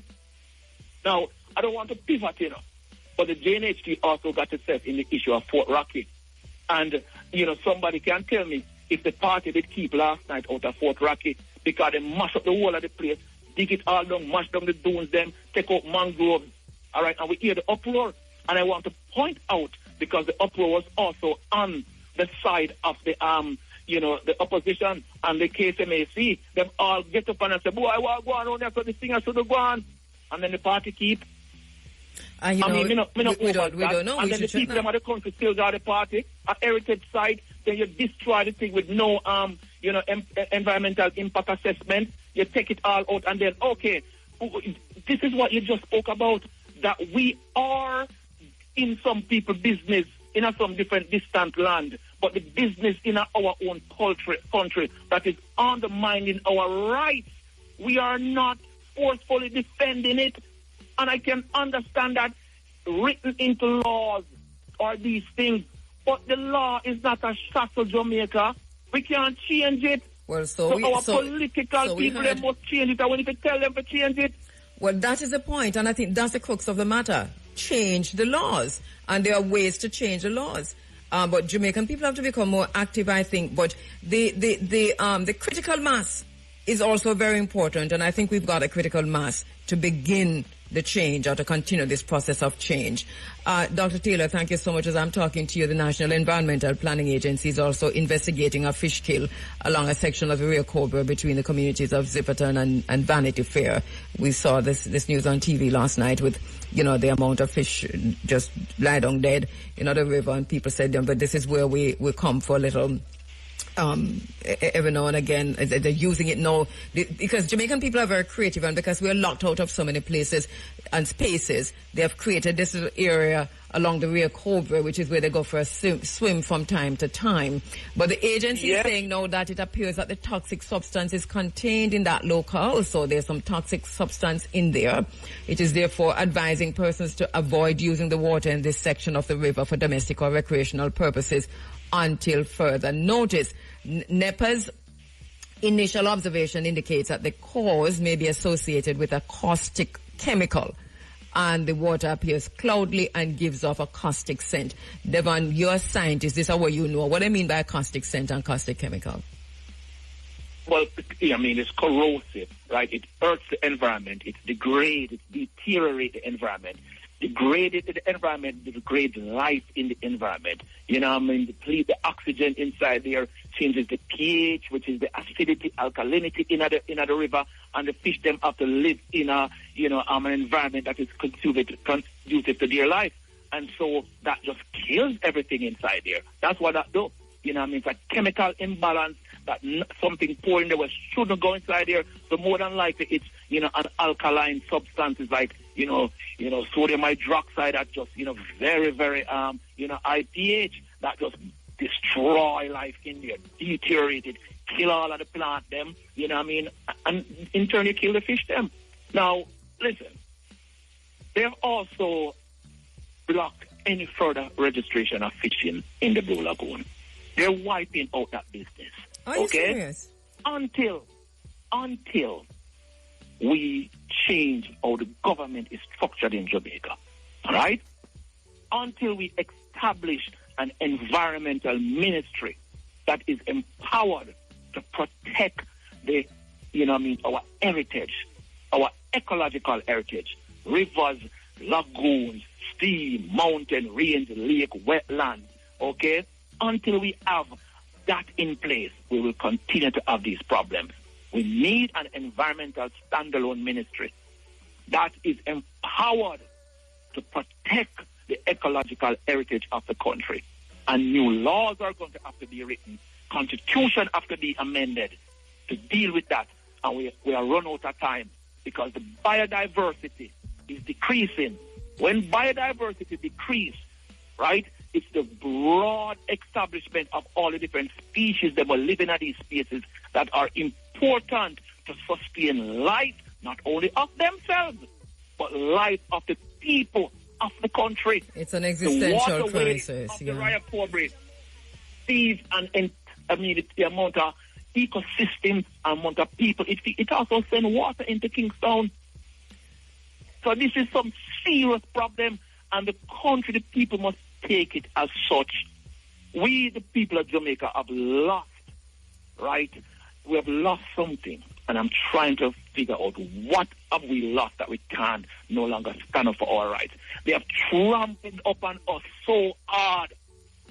They have taken away the spirit from us to fight, to defend. And what they have done, they have politicized us so much. They have put us into a GLP camp and a PNP camp. And the only way we fight is through the lens of GLP and PNP. It's a psyop. Right. Yeah, it's a psyop. It's a psyop, and we cannot allow them to win. Devon, I'm going to have to leave it there, but I give you that final thought. Go ahead. It paralyzes the nation. I am from Speartown. I lived it. I witnessed it. A community that was peaceful, that had over 5 miles of access to beachfront and rivers and everything we have. Them turned Speartown in a garrison and turned Speartown in a PMP versus GLP. People dead like fly in night. And then them take with everything. Them take with the coastline and them take with Rolling River now and with Boxton. The same thing them do at Miami Bay. Them do it at Old Fort Bay. Jamaica. Finally let Jawari in. Goodness, the dedication of that man spent the entire night outside the gates. Good morning, Jawari. Good morning, my brother. Good morning, Aldith. I see you get a proper answer there. But Aldith from Jawari. And, all right, so going down, all right, so I see Aldith and Jawari in one piece of something there, you know. Okay, Andrew Lumsden says, not to mention entire stadium of people cheering the opposition. That's true. That is with the Cavalier Inter-Miami match. Probably the most money ever taken in ticket fees for a single sporting event at a stadium. Bleachers was US 35 and a lot of people outside too. And then he says, it does, however, mean that Jamaica not homophobic anymore. Thousands of men spending thousands of dollars to wear a pink shirt with another man's name on it. I'm saying, look, I'm 10. And then Isis says, Grand Rising Queen KABU and my running African family. So present for Sunday school. So much things to say. Love, you know. Donna Mate says, and here it was, I thought that the people were sleeping, but they were very awake enough to turn up to see a football player from a country where, according to the former Argentine president, Carlos Menem, they don't exist, but can't turn up to defend their rights to access, to beach access, and against their erasure in Jamaica. Well done, people. Kevin Naireri says, Grand Rising. Juliet Harrison says, present. Irie daughter teacher seated comfortably in class listening to the great. All right, there you go, Irie daughter. How you doing, sister? You call Pringle because over on the other side you says, hi dear, brother Carl loves you endlessly. Love you, my brother. Your unyielding courage to stand up as a sister for all of us in this dire strait slum is greatly treasured and is to be honored by all, and that of even sundries. All right, thank you. So Kiriko, Sila Selassie, honoring my moral obligation to remember, he says, and Barclay Slate. Okay. I see where you're going, my brother. I see where you're going. And then, but to the, you know what I'm looking forward to, Kwame? Let's talk about it when you're ready. I know the film is coming up, and that's what we want to talk about. Wanda Wayne says, ready and waiting, Queen. So much, my brother Kwame Pianke, he sent me 3 stories out of Niger, I think, this morning. Niger expels 3 Chinese oil executives.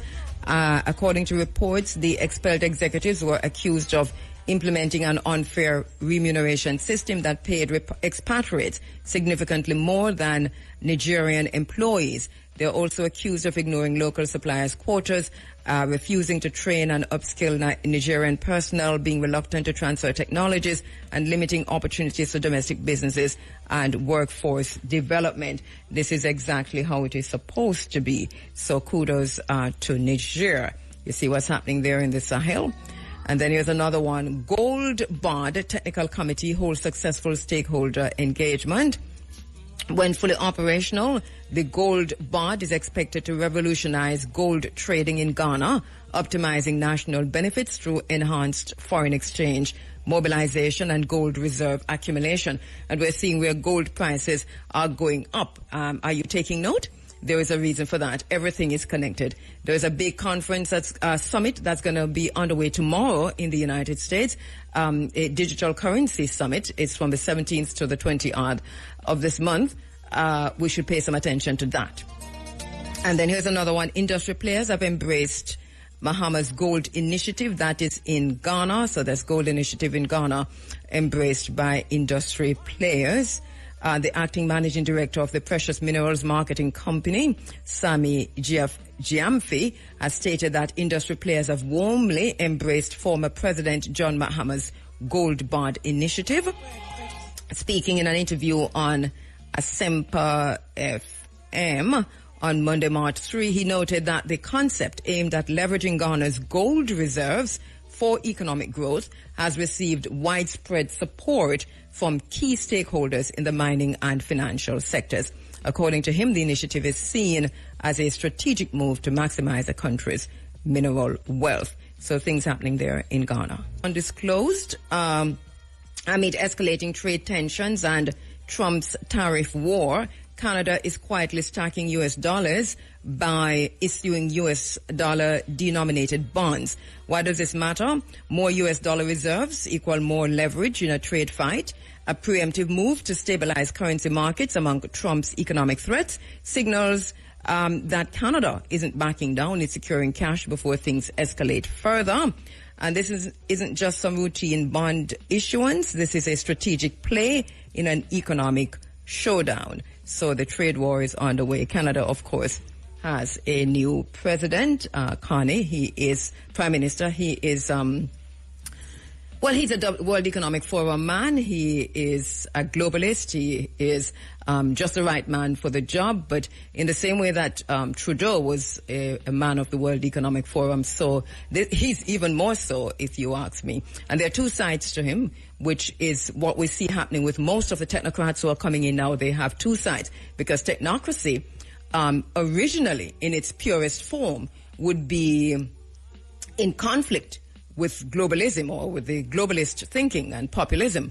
But here we have a kind of shift, so we can say it's a kind of a neo-technocracy, where we have the globalists who are the technocrats who have come in, and they are situated in the best of places. So let's see what happens at the election.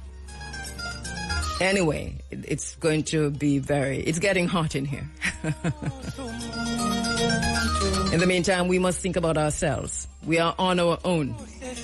As a people, we're on our own. In the region, we must think about ourselves. Marco Rubio has always, this is not strange, when we did the geopolitical analysis of what was about to come, especially if Marco Rubio was made Secretary of State, one of the things we discussed was that he has always said that the medical program that Cuba has between Cuba and Africa, Cuba and the Caribbean, he has always said that is human trafficking. He has always said that should be stopped. These have been his views for the very longest time. Why is it taking us by surprise? I don't know. But that is a situation. He has spoken about Cuba's practice of sending doctors and nurses to the Caribbean and African countries many, many times, even before he became the Secretary of State. As a senator, he was vocal. He was a vocal critic of Cuba's international healthcare programs, and he has always expressed his concerns about the ethics and conditions surrounding these deployments. Whether or not you agree with him, this has been his view for a very long time. So that what we're seeing now is nothing strange. We should have expected it and made the necessary plans for how we would be dealing with this. Nothing yet from the Prime Minister of Jamaica.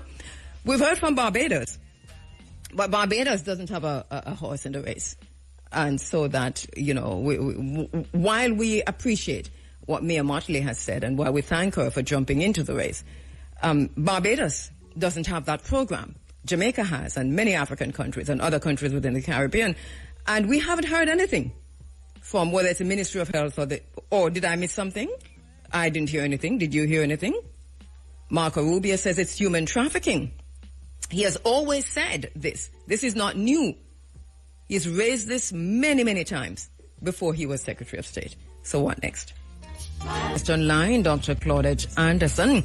Let me just quickly point out something I referred to just now because I said I didn't hear anything from the Caribbean leaders regarding the Marco Rubio statement on forced labor and human trafficking in reference to the Cuban medical program in the Caribbean. So this is coming from the Associated Press. And it says, Caribbean leaders are pushing back against a new U.S. policy that aims to crack down on Cuban medical missions, saying that the work of hundreds of Cuban medical staff across the region is essential. Hugh Todd, Guyana's foreign minister, told the Associated Press that foreign ministers from a 15-member Caribbean trade bloc known as CARICOM recently met with U.S. Special Envoy for Latin America, Mauricio Claver Carone, in Washington, D.C., after the U.S. threatened to restrict the visas of those involved with the Cuban missions, which U.S. Secretary of State Marco Rubio has called forced labor. Todd said, the U.S. is a strategic partner to CARICOM, but this very important issue has to be dealt with at the level of heads of government. Overall, Cuba has some 24,180 doctors working in 56 nations, with missions boosting healthcare across the Caribbean, especially in impoverished nations with limited medical services. And he continues, well, Kamina Johnson-Smith, Jamaica's foreign minister, said at a press briefing last week, noting that the island had more than 400 Cuban doctors, nurses, and biomedical engineers and technicians. She said, their presence here is of importance to our healthcare system. Well, I don't know. That must have been off the cuff. I don't know. Somebody must have taken her by surprise, because that's not how you respond to a question like that. In any case, so that's what we have from the Associated Press with the Cuban doctors. So we'll talk more about that later on.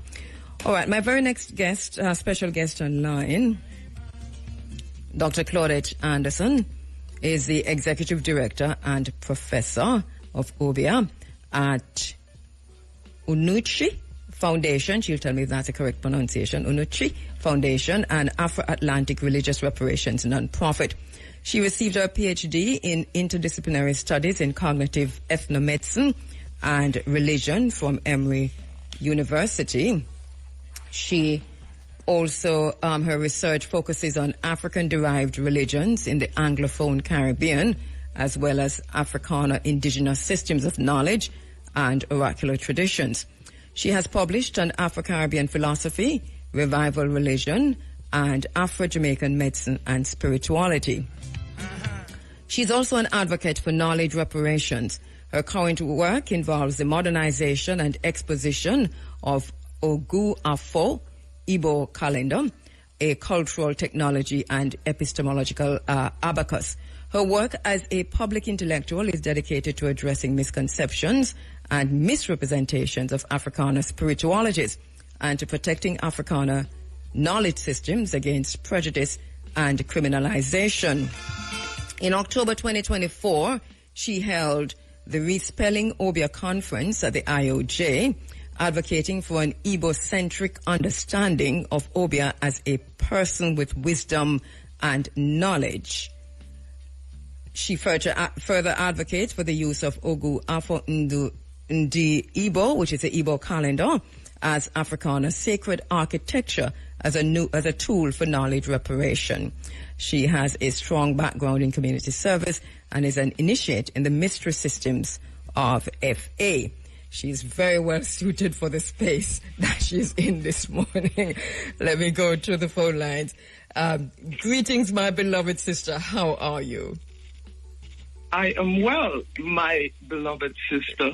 I trust you are too. It is wonderful to be here. I'm telling you, I just read your short bio, and I'm thinking that, boy, you know, if nobody is more suited for this for this slot than Dr. Claudette this morning. You know, this is really exactly where our thinking is. So thank you for the work. Thank you for taking the time. I'll give you a story. You were here in October 2024, and my very good friend, Bert Samuels, sent me all the information after it was all over. And I said, Bert, this is brilliant. I need now to, where do I go? How do I go? Where do I sign on? And he said, well, it's finished, but next time. So I don't know. And here you are, and it wasn't even through that channel. So it just means that we should have made that connection, and this is the right time. So thank you so much, my sister, for taking the time this morning. Yeah, man. I appreciate you. I want to talk a little bit. Let me start, because we're talking about a lot of stuff, but I want to start with your own, something we read just now about you being with a background and an initiate in the mystery systems of FAR. What's that? FAR, IFA, AFA is foundational human cognition or knowledge. It's based on a system of 4, do, re, mi, fa. This is the foundation of West Central African knowledge, which we now access through, I call it the artificial fa or afa, which is the modern computer. Mm-hmm. So this is the organic computer that our ancestors and those who are so guided and initiated today used to access knowledge. So it's a divinatory tool, right? At the onset, how do we get knowledge, right? Mm-hmm. These are knowledge systems. So the same way you Google. So this was the original Google, to make it simple. This is what our ancestors used to access information. Yes. All right. Brilliant. Does that make sense? Oh, it does. Clear? Oh, yes, it does. Making a lot of sense. I know that you're in Jamaica for a very special reason, and we're going to be talking about the calendar in a while, but because your work is so varied, I especially wanted to talk to you about some of what we know you're centered in. For example, reclaiming our African-centered spiritual or African spiritual traditions. And you talk about Obia as one of that, reclaiming Obia. Obviously, a lot of ears are going to perk up now, because obviously this is something that Jamaicans talk a whole lot about, know a whole lot about for the contemporary Jamaican perspective. But I want you to talk about your work and how this challenges the negative stereotypes surrounding Obia, and to situate Obia in the Igbo tradition, if you will, and African spiritual traditions. Okay, thank you. So this word, O-B-E-A-H, as it has come to us, is a negative rendering of our African ancestral heritage. It is framed as superstition, as fraud, as devil worship. None of those words apply to anything that our ancestors did in the ideal practice of the tradition before the evil others came. None of these words. We don't, in our West Central African tradition, have a word for evil or devil. So these are European impositions on our ancestral rights and, to some extent, failed efforts to free themselves from the evil others. People should know that the criminalization of the literization and criminalization that comes to us as OBEAH happened at the Taki Rebellion in the spring of 1760. Before our ancestors accessed the military intelligence that all cultures have in the attempt to liberate themselves from this evil regime, our practices were thought to be really superstition and stupid. Mm-hmm. Right? They paid no attention to it, very little attention to it. One writer at the Taki Rebellion claimed that this black thread of mischief had been running through the race, and they had paid it no attention. Mm-hmm. When the rebellion was quashed with the help of the first police force in the island, the Maroons,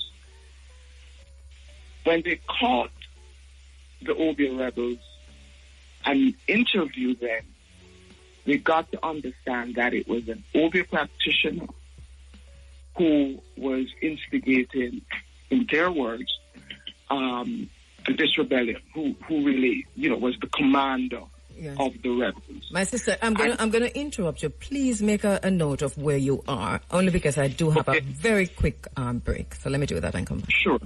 Word our ancestors did not know. We know about disharmony. We know about imbalance. We don't know evil. Mm-hmm. So this unprecedented word, this unprecedented evil that was cast upon our people was used to refer to their very attempt from this miserable state. So what we have now is spiritual terror, mm-hmm. where Obia practitioners are being burnt at the stake, literally crucified. We were post-literate, yes. And so we weren't writing. This is in their own words, mm-hmm. what they did mm-hmm. To our spiritual healers. So that is the British definition of Obia, which has nothing to do with it. And it's important to study Chief Teche himself, I think, in this, and where he was coming from with the knowledge system, which is out of Techiman in Ghana, which is in that region between Kumasi and Cape Coast. And these were the highly skilled persons who were priests and princesses and princes and so on. So he was coming from a space with that. We see a similar thing, and you can talk to us about this, though, that in the extent to which we saw these practices, which were African spiritual practices, before resistance in Haiti. We saw that with Bookman and so on. But how prevalent do from your own research was these kinds of spiritual practices before revolutions? I'm not sure. Before, we never stopped rebellion. No, not the rebellion itself, but what they finally criminalized, which was Obia, and not the OBEH became something else. During the Chief Teche 1760 rebellion, I'm thinking that our ancestors, mm-hmm. this is what they did. This practice of what they, in the end, criminalized. This is what our ancestors did across the Caribbean, wasn't it? What they criminalized? How do I say this? What they criminalized from the modern point of view would be the desacralized spiritual practice. Mm-hmm. When they begin to talk about fraud, so not so much the business of what people were dressed, how people were dressed, and what they were using, but the business of fraud and appealing and this word devil, and evil Yes. were not ours. Yes.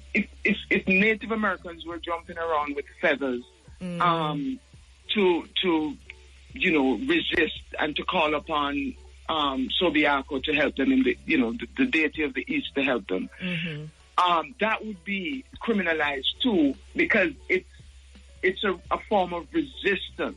Yes. So on one hand, the descriptions, even though they're describing what they're seeing in their European terms, right? The pejorative the pejorative interpretations from our side, not theirs, because it's not pejorative to them, because we're fighting them, and disrupting their greed, right? And their colonization, turning everything that we are into refuse. So what we were doing before that, and we talk about ideal spiritual practice now, what is very interesting, as you mentioned there, Khan, is that by this time, so the British really got the island in 1660-something, because I think they invaded in 1665, and it is said that it took them 8 years. Yes. About 8 years to, right? 56, so 56. during that time, we have marronage in terms of the Tainos and the Africans who were here bonding together, to escape. And they're really thorns, as the evil others describe them.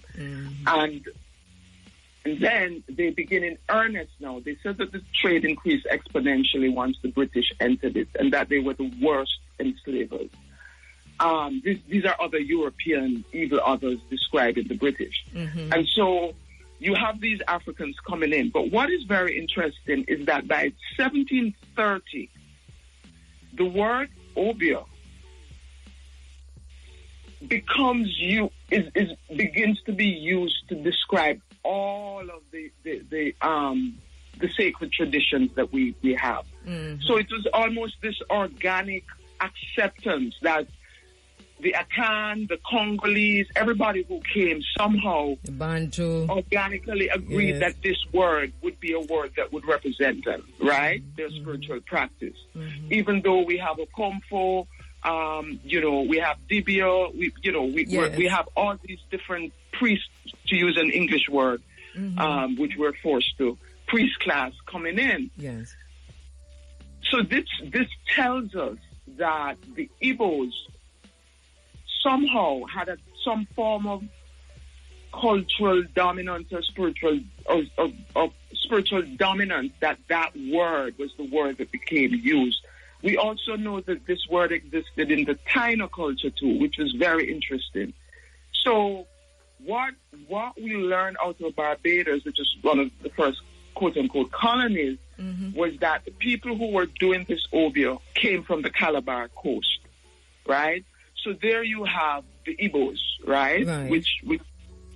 So you have this ethnic group, and you have this word, and the Tainos have this word, and there are variations of this word.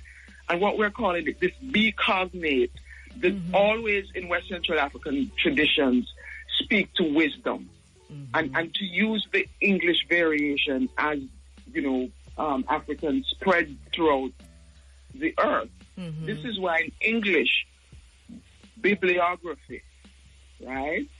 Biography, things to do with life and knowledge. This, even within the English language, this be cognate retains its original meaning.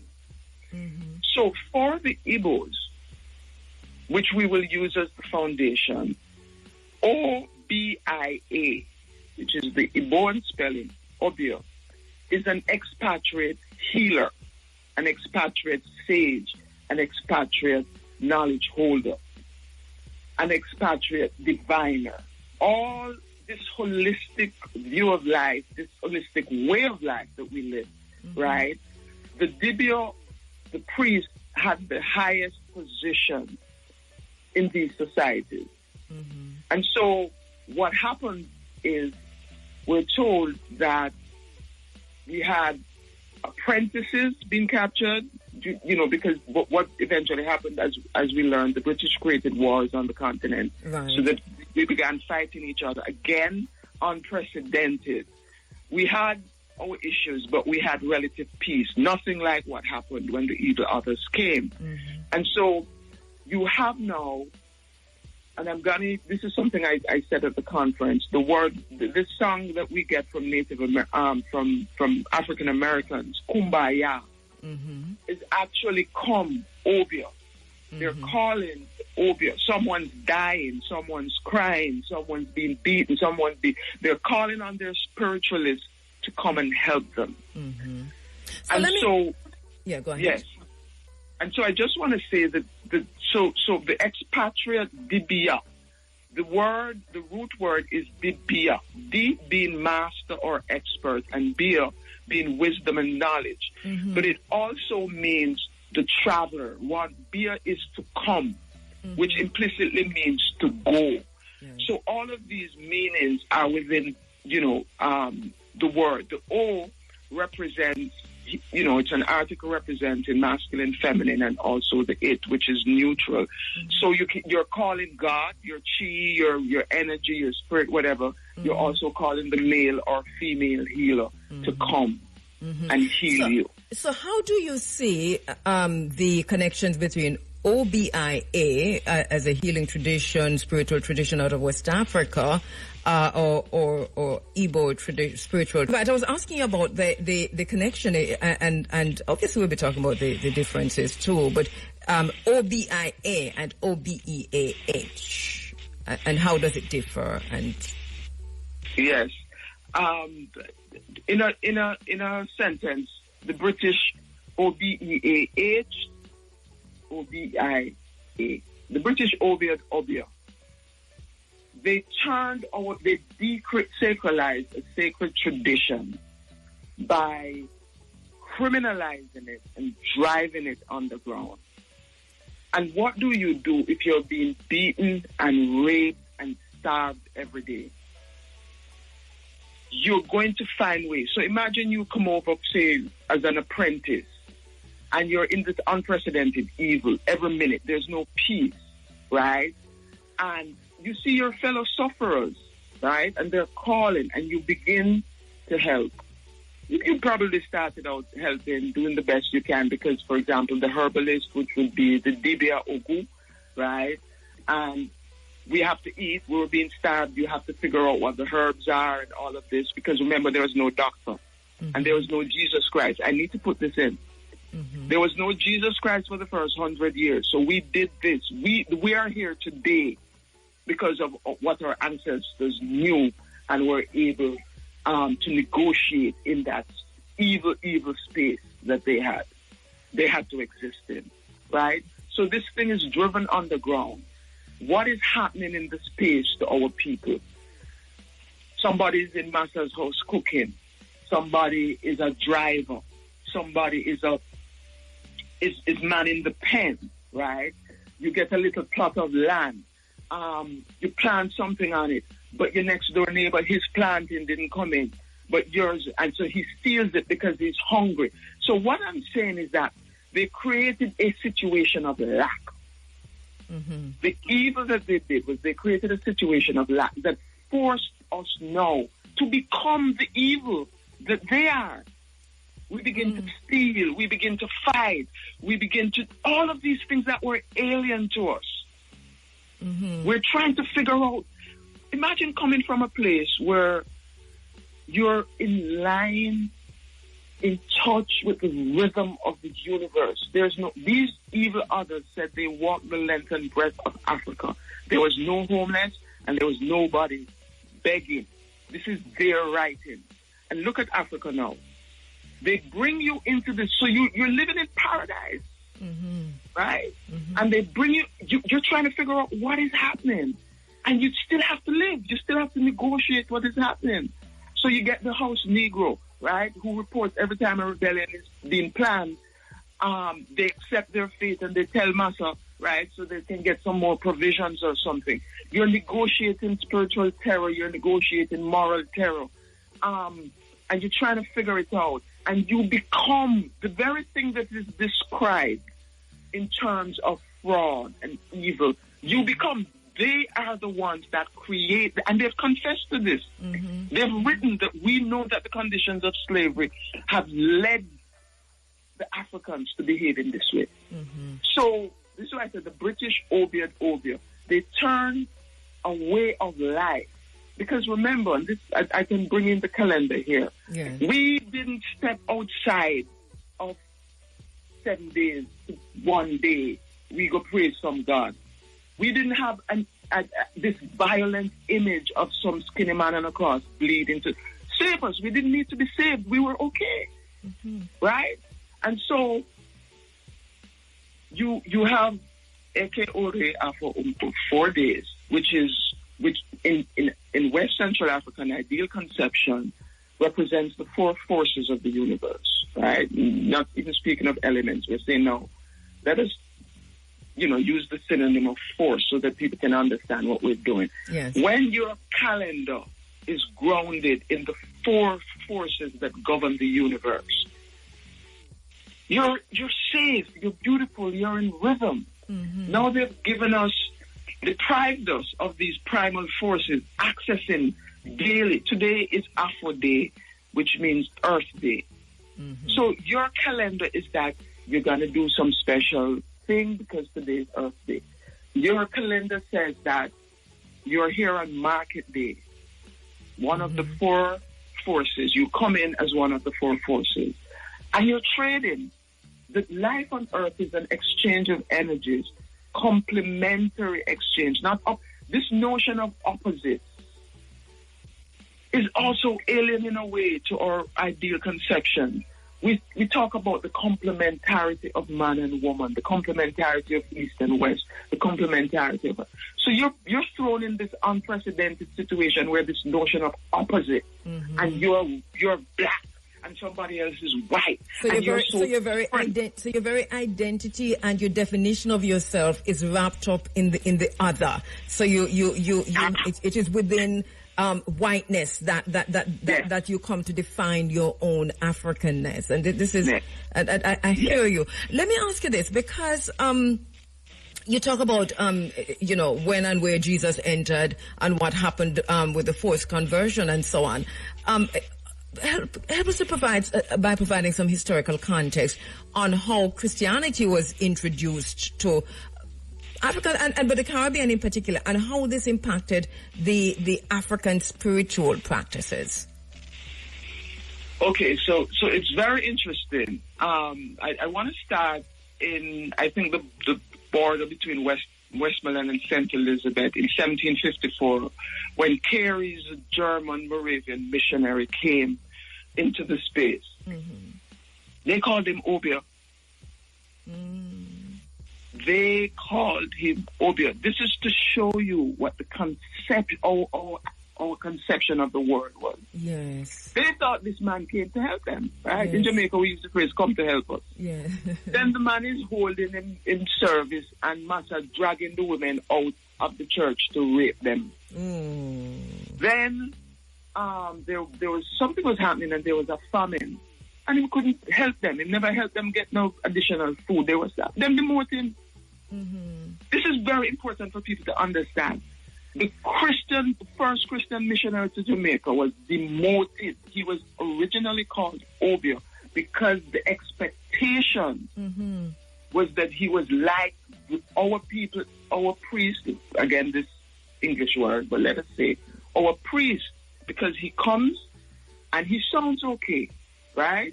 And he's telling you to love, and that's not right. That's all the ideal, right? But he's telling you this in a situation where he can't prevent you from being raped. He can't do nothing for you. Basically, in telling you must accept this skinny man. What was it? You're outwardly bound but inwardly free. Our ancestors rejected that, and rejected it for some time until George Lyle in 1780s thereabout, having fought on the side of the British for the American War. He was in Georgia. Having fought on the side of the British, obviously the British lost that war, and so he was transported, at that time we could say he chose Jamaica. he was with the Spirit Baptists. So remember that in the U.S., it's the Baptists who first welcomed the blacks. Other congregations were you should see these images, pulling black people out of the church when they started saying, look, we want to, be a part of the church and participate, because of course, that gives you access.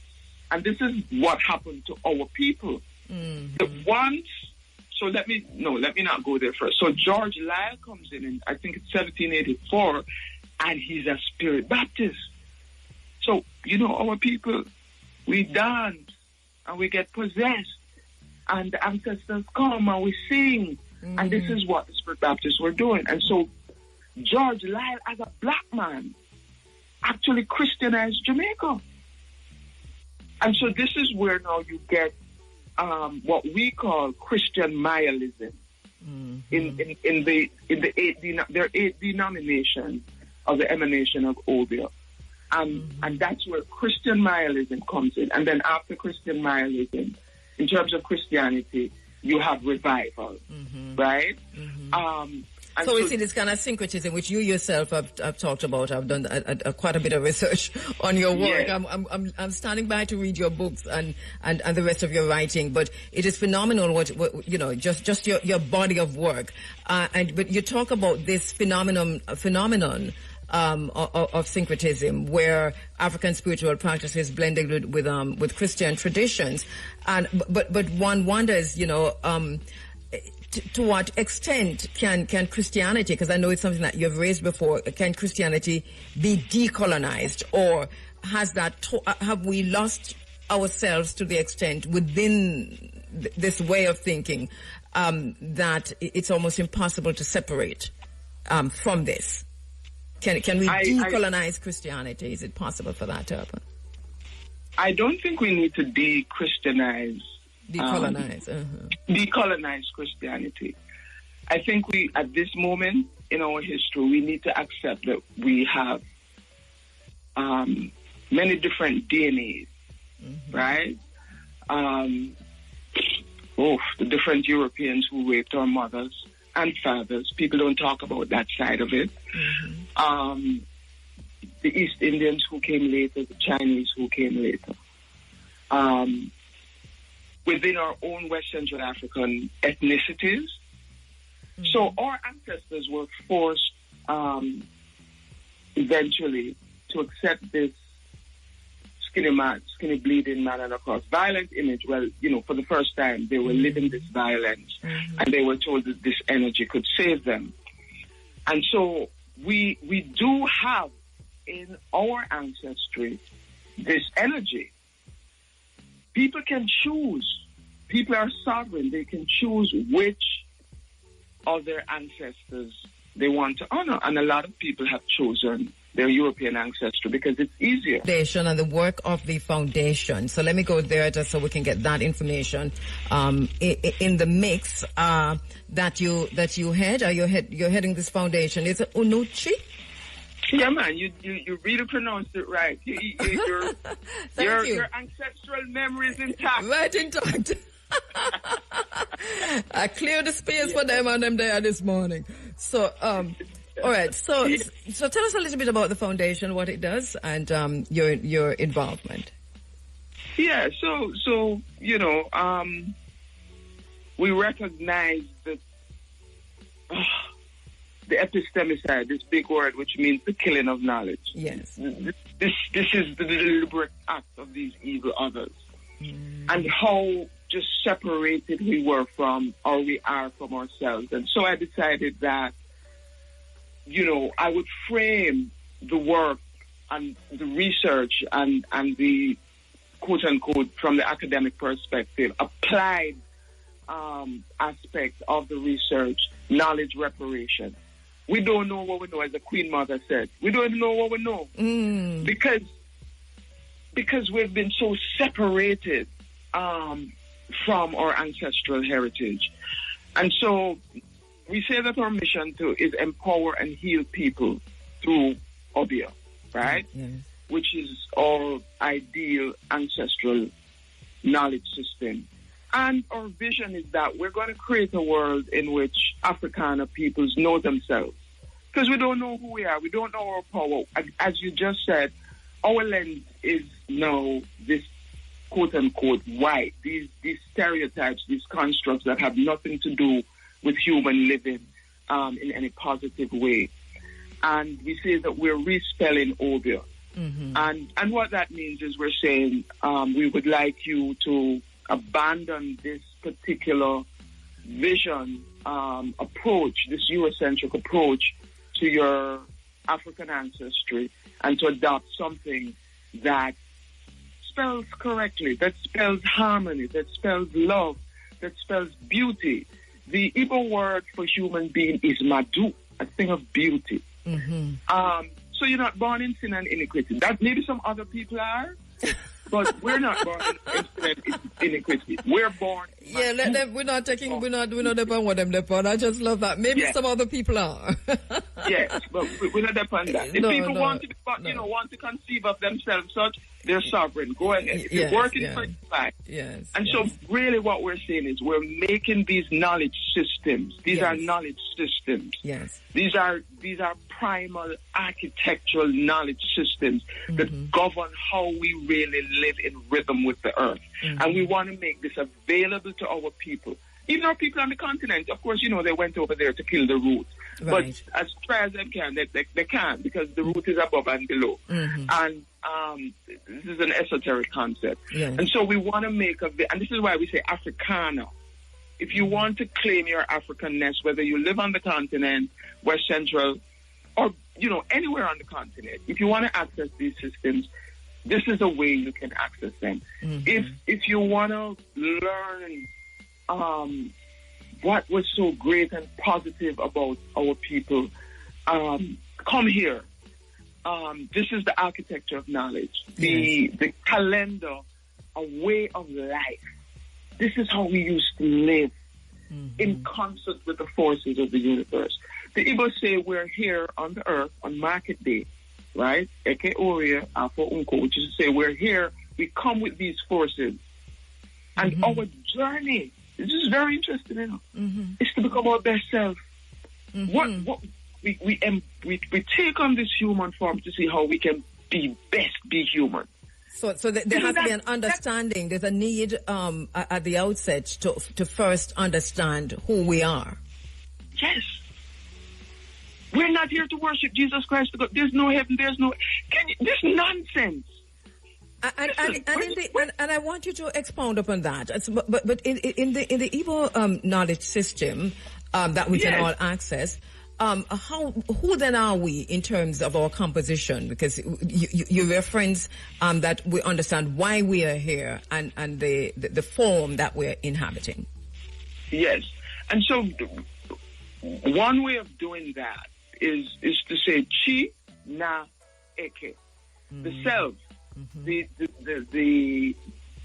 deity that you are, the God that you are, and the community. That's all there is. You and the community.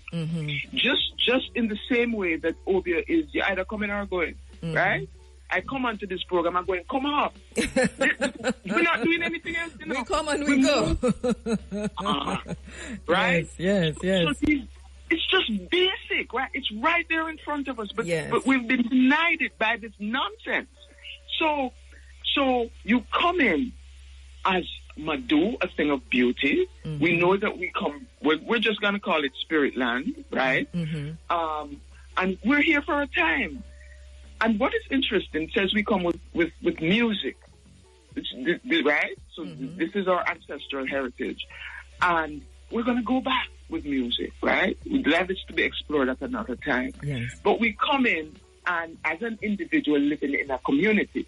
And so we say, because you are, I am, that's a can, right? Live and let live. The Mayans say, in Lakesh, I am another yourself. These traditional societies don't have any concept of what these evil others talking about. So we are here coming in with these forces. And why are they market days? Because of the complementarity of the exchange. Every market in Igbo land has a shrine. Because grounded in Igbo culture is this notion that life is an exchange of forces.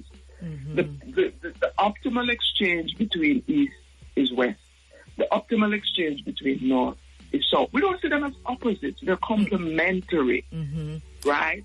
And when you get your best other, the thing that makes you best is the thing that's opposite to you, that amplifies you, that makes you greater, right? This is primal, right? This is basic. How is time conceived, especially viewed, conceptualized, especially because we wanted to focus now on the calendar? How is time viewed in the Igbo? So time is conceived of as 4 long baskets. In Jamaica, we come with time longer than rope. Yes. Right? Let me just talk about the basket. Now, the rope and the chain where they used to bind us, time is longer than it. Because here we are. They would never kill we. Yes. And we now have the ability to recover. So 4 long baskets. What is in those baskets? Knowledge. So time is conceived of in a holistic way. It's a basket of everything that we are. And so when you look at the calendar, we have presented each day as both a capsule, as medicine, because this is another conception of time as medicine. This is somebody, I want people to think about that time is medicine. Yes. But time is also, if we're going to use an English word, your church. Every day is a day that you're a God, and that you give thanks, and that you worship, and that you live in harmony with the universe. So a basket is woven, right? So this notion, when you look at the basket, the weave goes under and it comes back up again like a serpent. So we're going to discuss that when I come to studio. What Christianity has done with the sacred serpent. Again, something else that they've demonized. Yes. But the notion of time as a woven basket, as time as medicine, time as something that holds us, right? To quote from this book that they've given us to use. In it we live and breathe and have our being. So it is everything, right? And so what we're saying to people is acknowledge that thing within which you live, because another way of saying it then is that time is God, right? And so within the calendar you have days that Uku, which means a great day, Inta, which means a small day. Again, the complementary binary. One representing the self and one representing, we're going to say, the community, conceived of broadly as everything else that is not us. So even the stars are our community, right? And so, again, we come back to the chi now, aka the self and the community. And that's all you're doing with time. So, for example, there are certain days, listen to the brilliance of our ancestors. When you got to, I think, 11 families, then you moved out to start another community. And of course, each community that is founded has their particular environmental factors. So the Great Market Day would be the day that you sold what you had. You gave to other people. They would come, right? So exchange. So my Great Market Day is what I am selling. My Small Market Day is where I go to the other village and I trade with them and buy what they have. And so they didn't want, the days to clash where people would exchange. And so they organized the communities that they founded as they branched out. Everybody had their own Great Market Day, and then they went. So it's like market and supermarket, right? Yes, yes. Supermarket, where you can go to a little bodega or you go to a little deli. But then when it's your time to give, it becomes great, right? And so these are some of the ideas that are grounded in the sacred way of life. And what I want to point out is that we're having this event on the equinox. Igbo calendar the year started at the equinox. Why? We're coming back to equal night and day balance. At autumn and at spring. For us over here, we have our spring. Their autumn is when the yam comes in. There's, the afo, right? So afo yam. Mm-hmm. This word is also in a can. Yes. But afo means yes, in Igbo. And it's related to the Yam Festival and to Jankuno, which, and all of this. So we're recovering a lot. And this is why I say that, we're starting with a basic thing that is non-threatening. Because who go and quarrel with a calendar? I mean, but listen, I can't imagine the police arresting me for having my ancestral calendar. Well, I'm going to tell you something.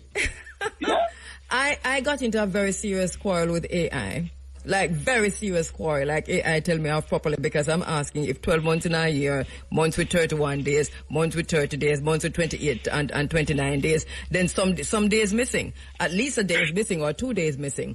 And AI just would have none of it until it finally cussed me up properly and said, yes, there's a day missing. I said, where's the day? And if you add up those days, where are they? And how do we experience that missing day? And then they took me back to Greece and Rome and all of that. And I said, but you see, this is the situation, because if you say 365 days, if you say 12 months, if you say 7 weeks, then there is a day or two missing.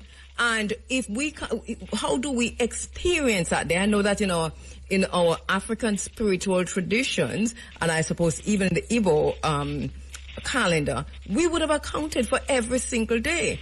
But as it is, we are missing a day, and nobody knows where it is. And I had a conversation with my daughter about it, and she says, Mommy, I think I know where the day is.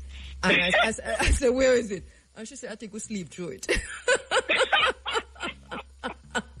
Let me take a break. I'll come back and we'll talk about the event. Take a break. African, and in the final segment of our discussion with Dr. Claudette Anderson, I know we just whet the appetite. We're going to find a way to get her in the studio.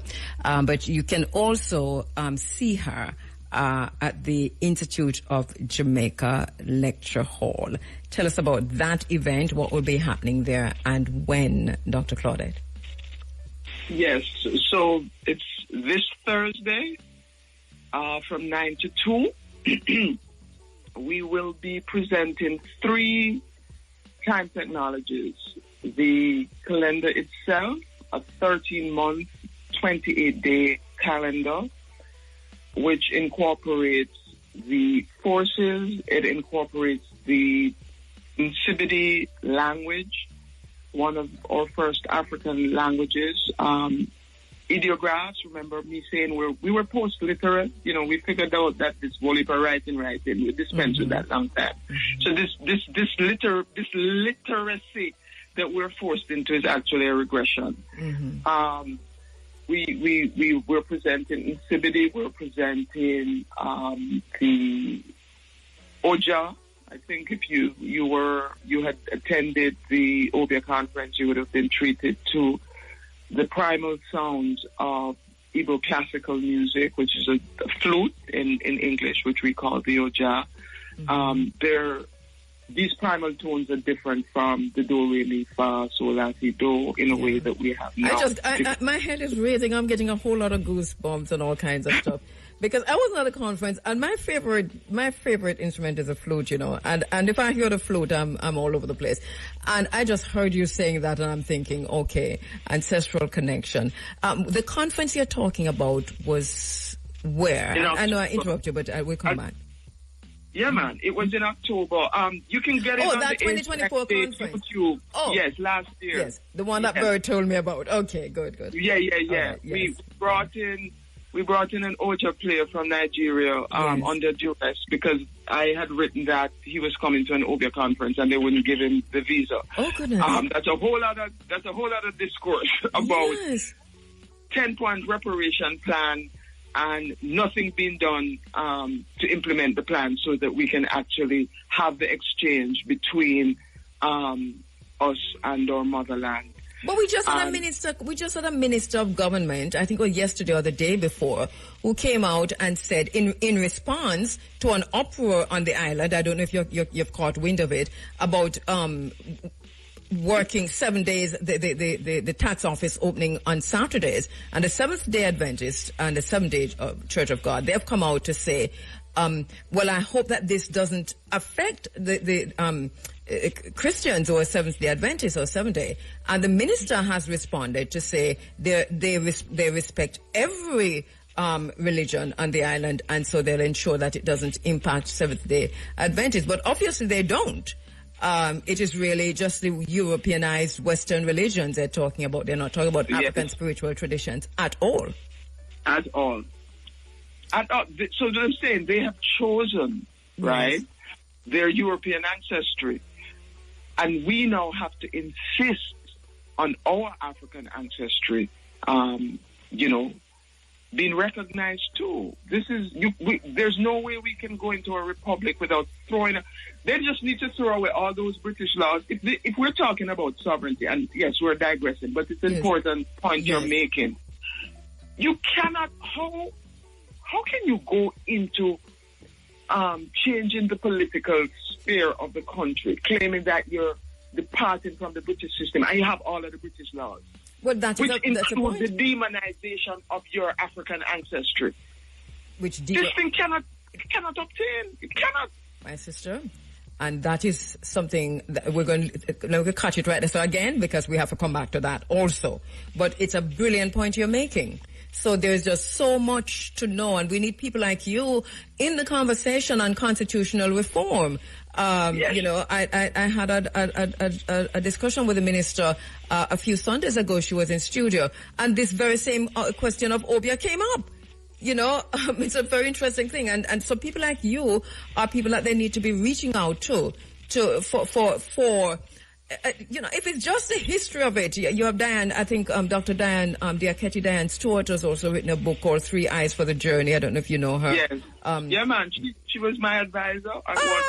She was on my committee at one point. We worked together at Emory. Yeah. Oh, beautiful sister. We have her book right here with us this morning. She's been in the studio a few times. But so let me ask you then. Look here, Dr. Claudette, we're totally running out of time. You know, let us talk about the event. March 20. Yes. No, just come on. Time longer than rope comes. Yes. We have the calendar physically. We're going to give it to you. So you have it. You have no excuse if you want to reconnect. Right. And we're going to have original Igbo salutation because we're sovereign. We don't pray. We come from a place where we weren't begging anybody for anything. Prayer means begging in the British European tradition.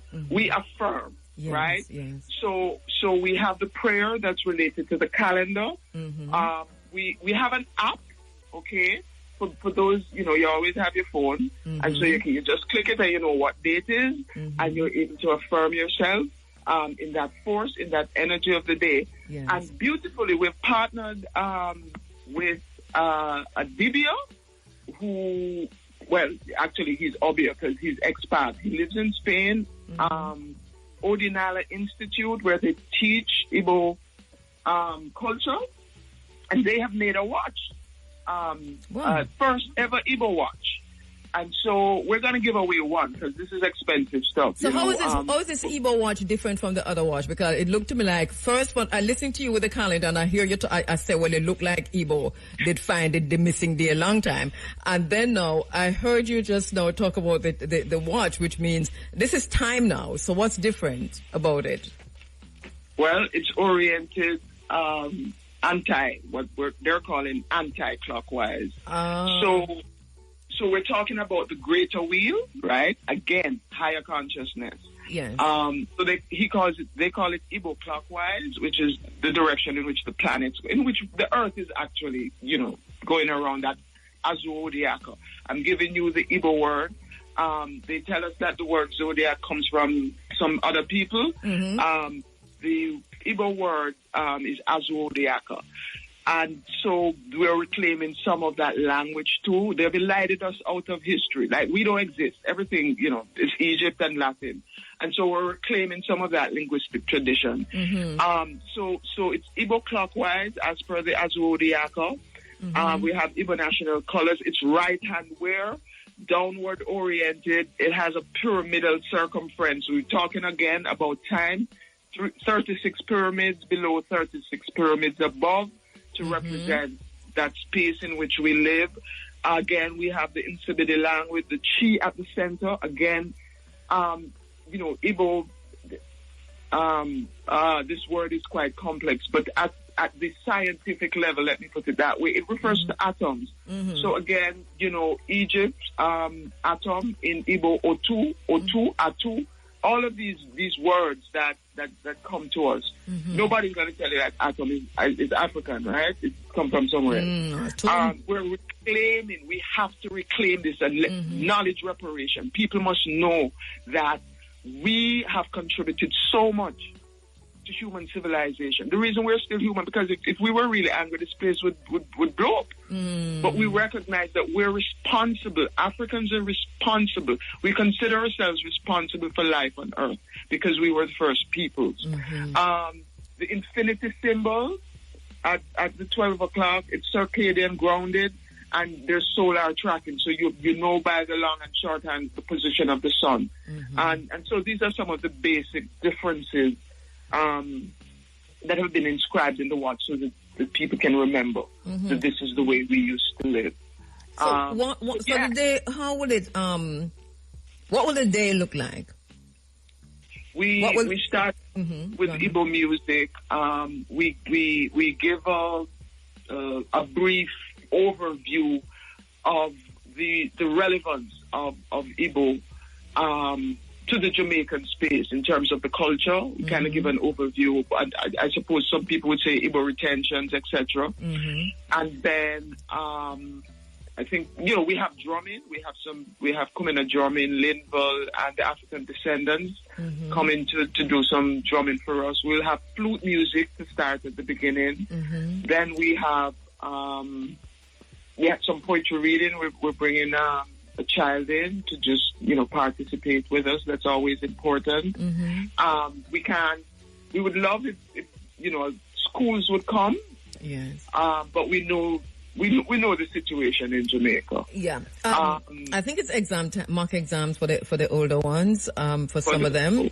But in any case, this will fit right into the history for those who are doing history and so on. Right. So which is not taught, right? Because our history isn't taught. Of course, It's mind-boggling, but we're going to become a republic and dispense with the British. But we're not even talking about the change in the curriculum. And then I do a presentation on the calendar, and then SMO, who's responsible for the watch, will do a presentation on the watch. And then we have Paula Hurlock, who's been doing wellness and healing work to talk about a beautiful sister, as a matrix, an anti-Gregorian matrix. And so we're recovering this notion of matrix, which is originally ours, which, by the way, is the V Odu, which is voodoo. This is a simple thing that they've demonized. If you look, the pizza pie, right? This is the zodiac. Each V is considered a womb. Odu is womb, which means matrix, and that's all it is. It's honoring, but it becomes zombie, and we should stop using that word because that word is originally a deity, a god in the Congo system. We should dispense with that word zombie. At least in the way that we're using it too. Yes. But understanding what we're using. But the black woman, I can't remember her name, the African American woman who wrote the script for the film The Matrix, who wrote the whole thing. I've heard her laying out exactly what this is, she seems to have an understanding of what she was about. What they have done with it is a whole other thing. But I saw in an interview and I was literally bowled over to think that she was thinking at this level when she wrote that, The Matrix. You see, those movies, for example, Star Wars, Obi Kenobi, Yoda, yes, right? There you go. Tapping into something primal. Yeah, they know. So the thing in front of us, and we talk about it. Yeah. I was on Mood, and Mood, I was like flying African, but you watch The Matrix, and everybody wants to be Neo. We were Neo.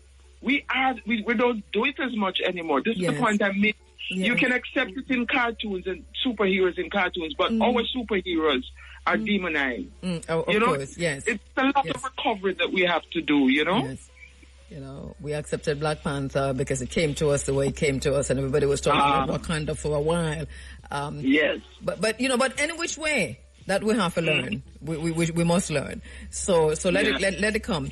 All right. So once again, it's at the Institute of Jamaica Lecture Hall on Thursday coming, which is March 20.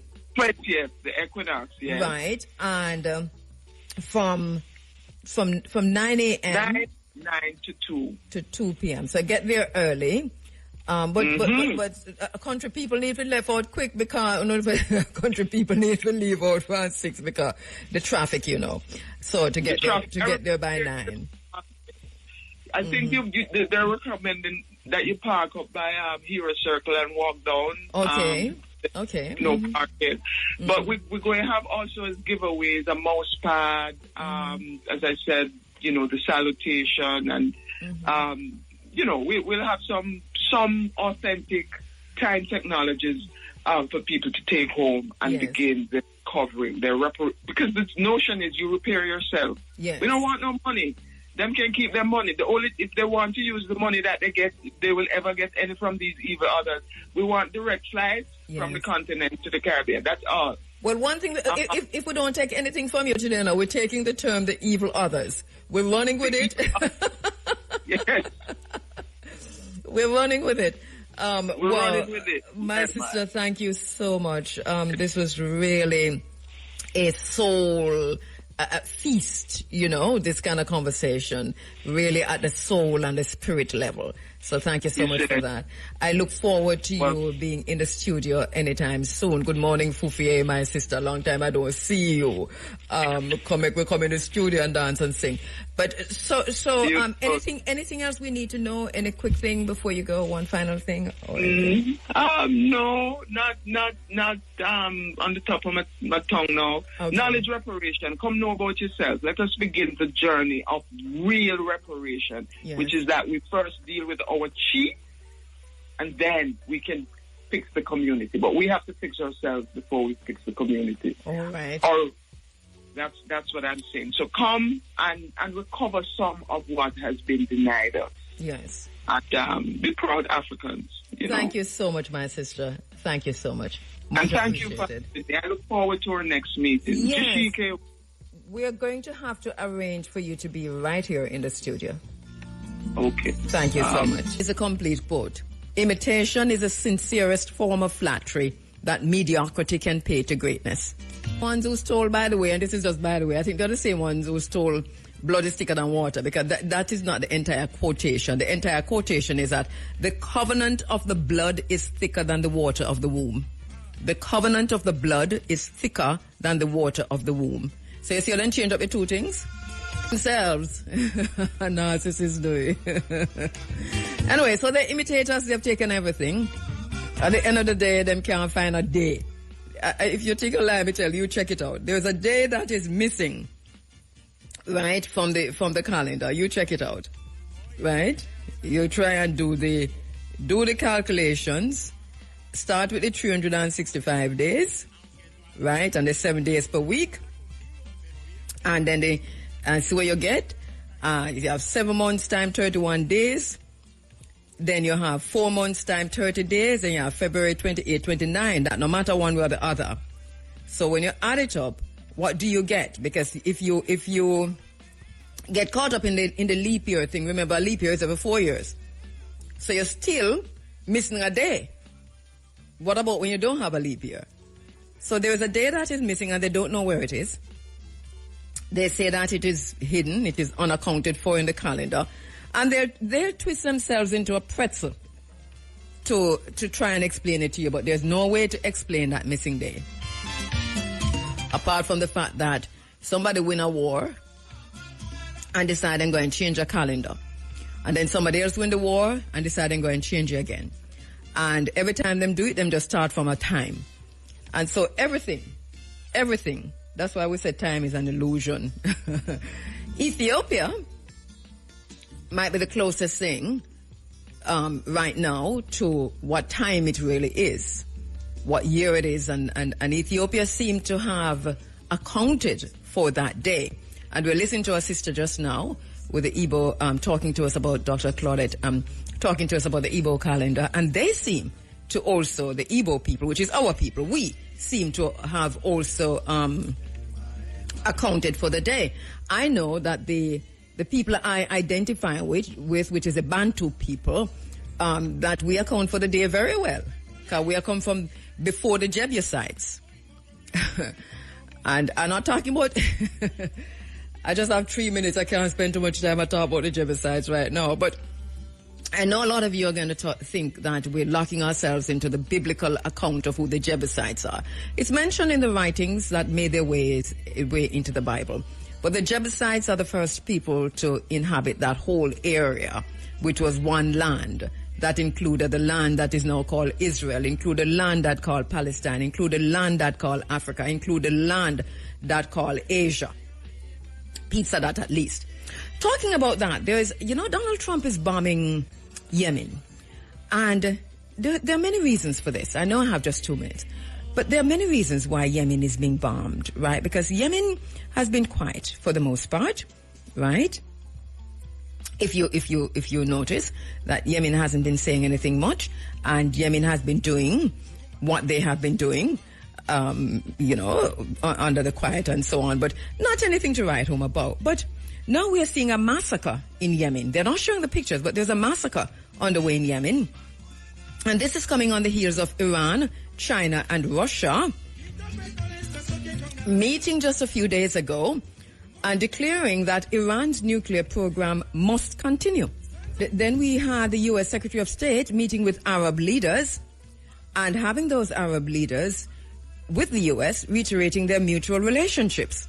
Now you have to look at the Arab, Saudi Arabia, UAE, and all of them, their involvement in Yemen. I'm giving it a skeletal frame. Elon Musk is under fire because Dodge is not trusted anymore. Tesla's stocks are tumbling and the business is losing billions of dollars. Israel is still bombing Gaza and refusing to move to phase 2 of a ceasefire. Instead, we have Netanyahu, who is pushing for an extension of phase 1. So that's happening as we speak. And Netanyahu has no intention of committing to a ceasefire, much less peace. And that is why, much less a 2-state solution. And this is why he is pushing for an extension of phase 1. The Epstein files have not been released. The JFK files have not been released. The MLK files have not been released. The RFK files have not been released. But Trump ran on those and said that they would be released within hours of him coming in. And so the bombing of Yemen is an attempt to change the narrative. And it's a pity that these evil others, that when they find themselves in a sticky situation, they bomb a country. We don't have much time to elaborate on that. Good morning, Mr. Bigay. How are you doing? What a beautiful segue. What a beautiful segue. I'm good like that. I'll just find, as long as you walk in, I can find a segue. It's like, good morning, Mr. Bigay. Right at the end of anything. So, Bigay, did you go to the stadium? The stadium? Did you go see? Bigay, I have to, I spoke to you on that day, and you were in the region where you might have been on your way to the stadium to see Messi. To see Cavaliers. Yeah. So my apologies, Cavaliers, because you know me on your side all the time. So you never go to the stadium? No, sir. So, I asked him in business. I'm not starstruck like that. Oh, he's not starstruck like that. But you must have some thinking on it, though, Bigay, because, did you watch a match at least? Huh? No, you never watch a match?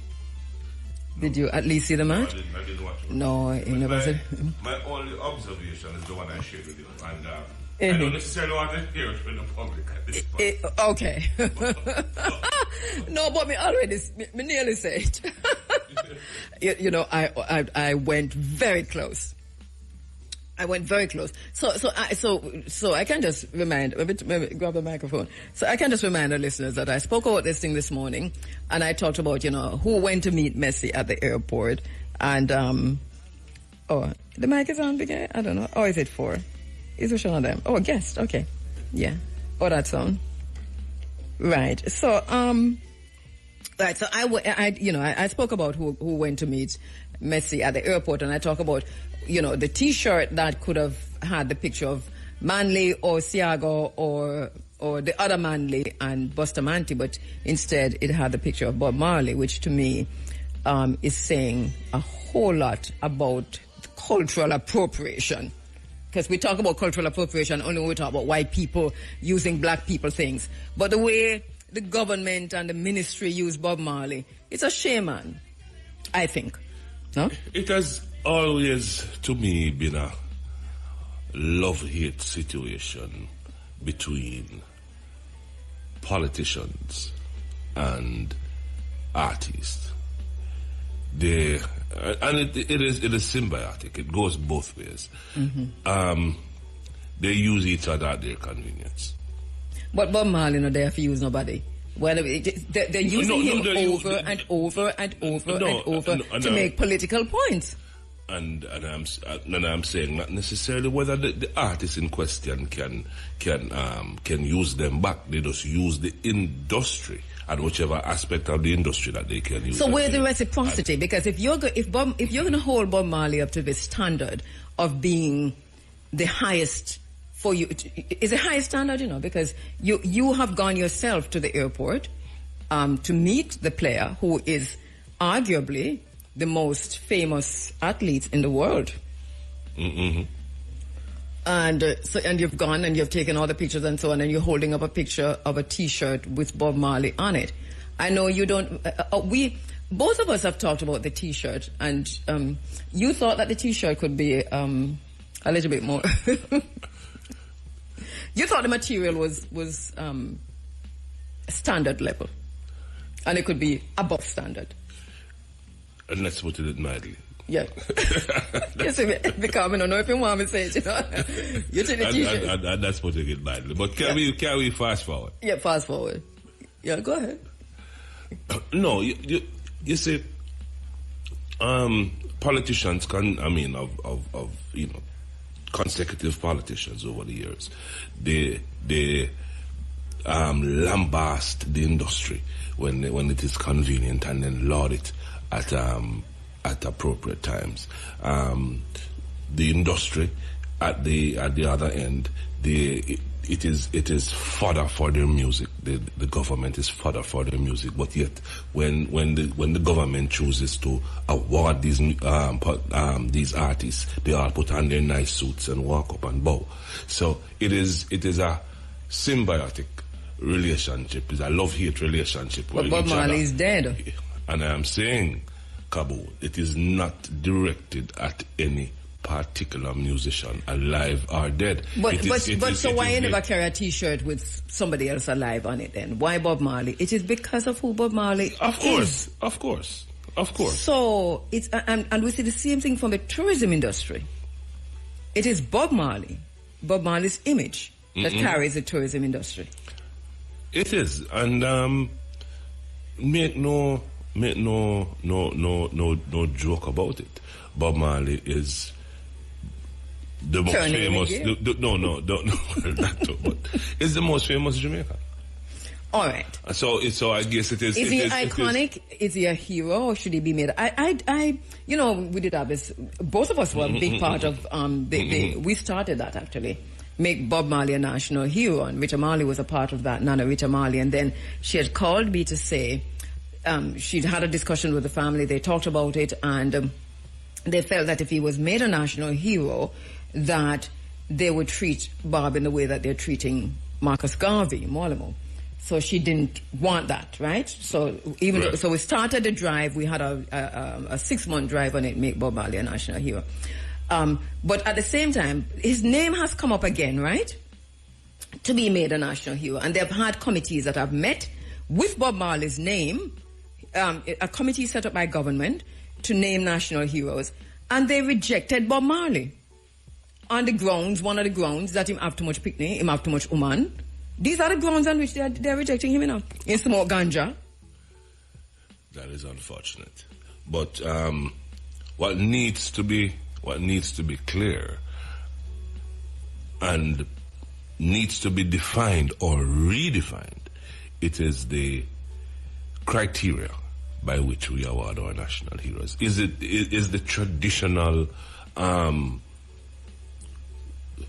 what is it? The traditional criteria, is it outdated for us to examine whether Bob Marley is qualified to be a national hero?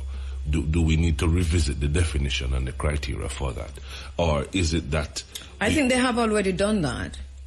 I think they did that because. Well, we need to know. We need to know, and then we need to put Bob Marley. It's out there, you know. We need to measure him up. All right, so next week we carry it because right. I know we've gone through. So they've done that and it's there and yes, and I'm right. Make we measure Bob Marley. Let us measure him because I'm pretty sure that the amount of children you have and whether you smoke ganja or not should not be a criteria. Dirty head rasta, them don't want no dirty head rasta as no national hero. Jamaica, look at Jamaica. So make we understand. So make we understand that then, you know the criteria.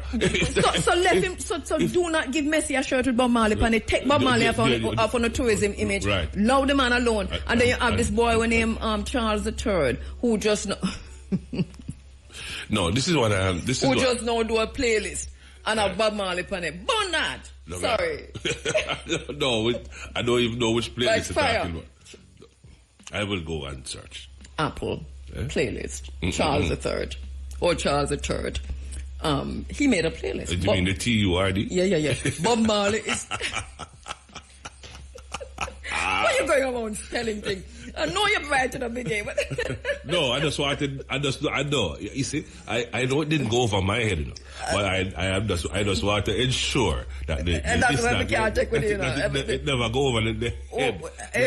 Who forget to get yourself? Who forget to get No. Remember, we are here to educate you, know. So there are some people, there are some persons who are just getting it. Right, so hence the spelling class. Right. All right, some cars are spelled, but you know. But so he made a playlist. And I think Bob Marley is like number one on the list. And he talks about meeting him or, one whole something. That's cultural appropriation at the very highest level because him, same one, refused to address issues of reparations and Jamaican issues and the call from Jamaica for reparations. And here you come out about Bob Marley. I don't know who is this Charles the Third. I feel like bombing a church. King Charles, I'm talking. Oh, him. Oh.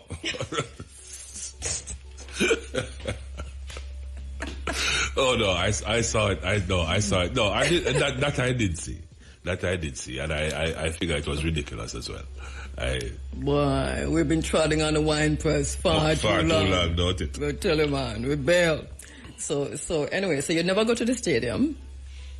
So what were you doing in Kingston on Thursday? Just personal matters. So, can't share it. Every day I spell things out. That's personal. Okay. So what do you think, though? What's your quick thoughts on the whole stadium thing and Messi or even Cavaliers a cheer for Messi? No, because we are we are celebrity worshippers. Oh goodness. That is what we are. And a celebrity come, we are going to turn out, what an indictment. With colours and pink. That means. I had Andrew Lumpton writing on my Facebook page earlier to say, well, one thing is sure that Jamaican men are no longer homophobic. Everybody out there are pink. Well. But you know what I find interesting is that you had politicians with their children, private sector people with their children, and all these little middle class children were in Jersey. Inter Miami, Jersey. Mm-hmm. At a match that you have a Jamaica team playing. Oh yeah.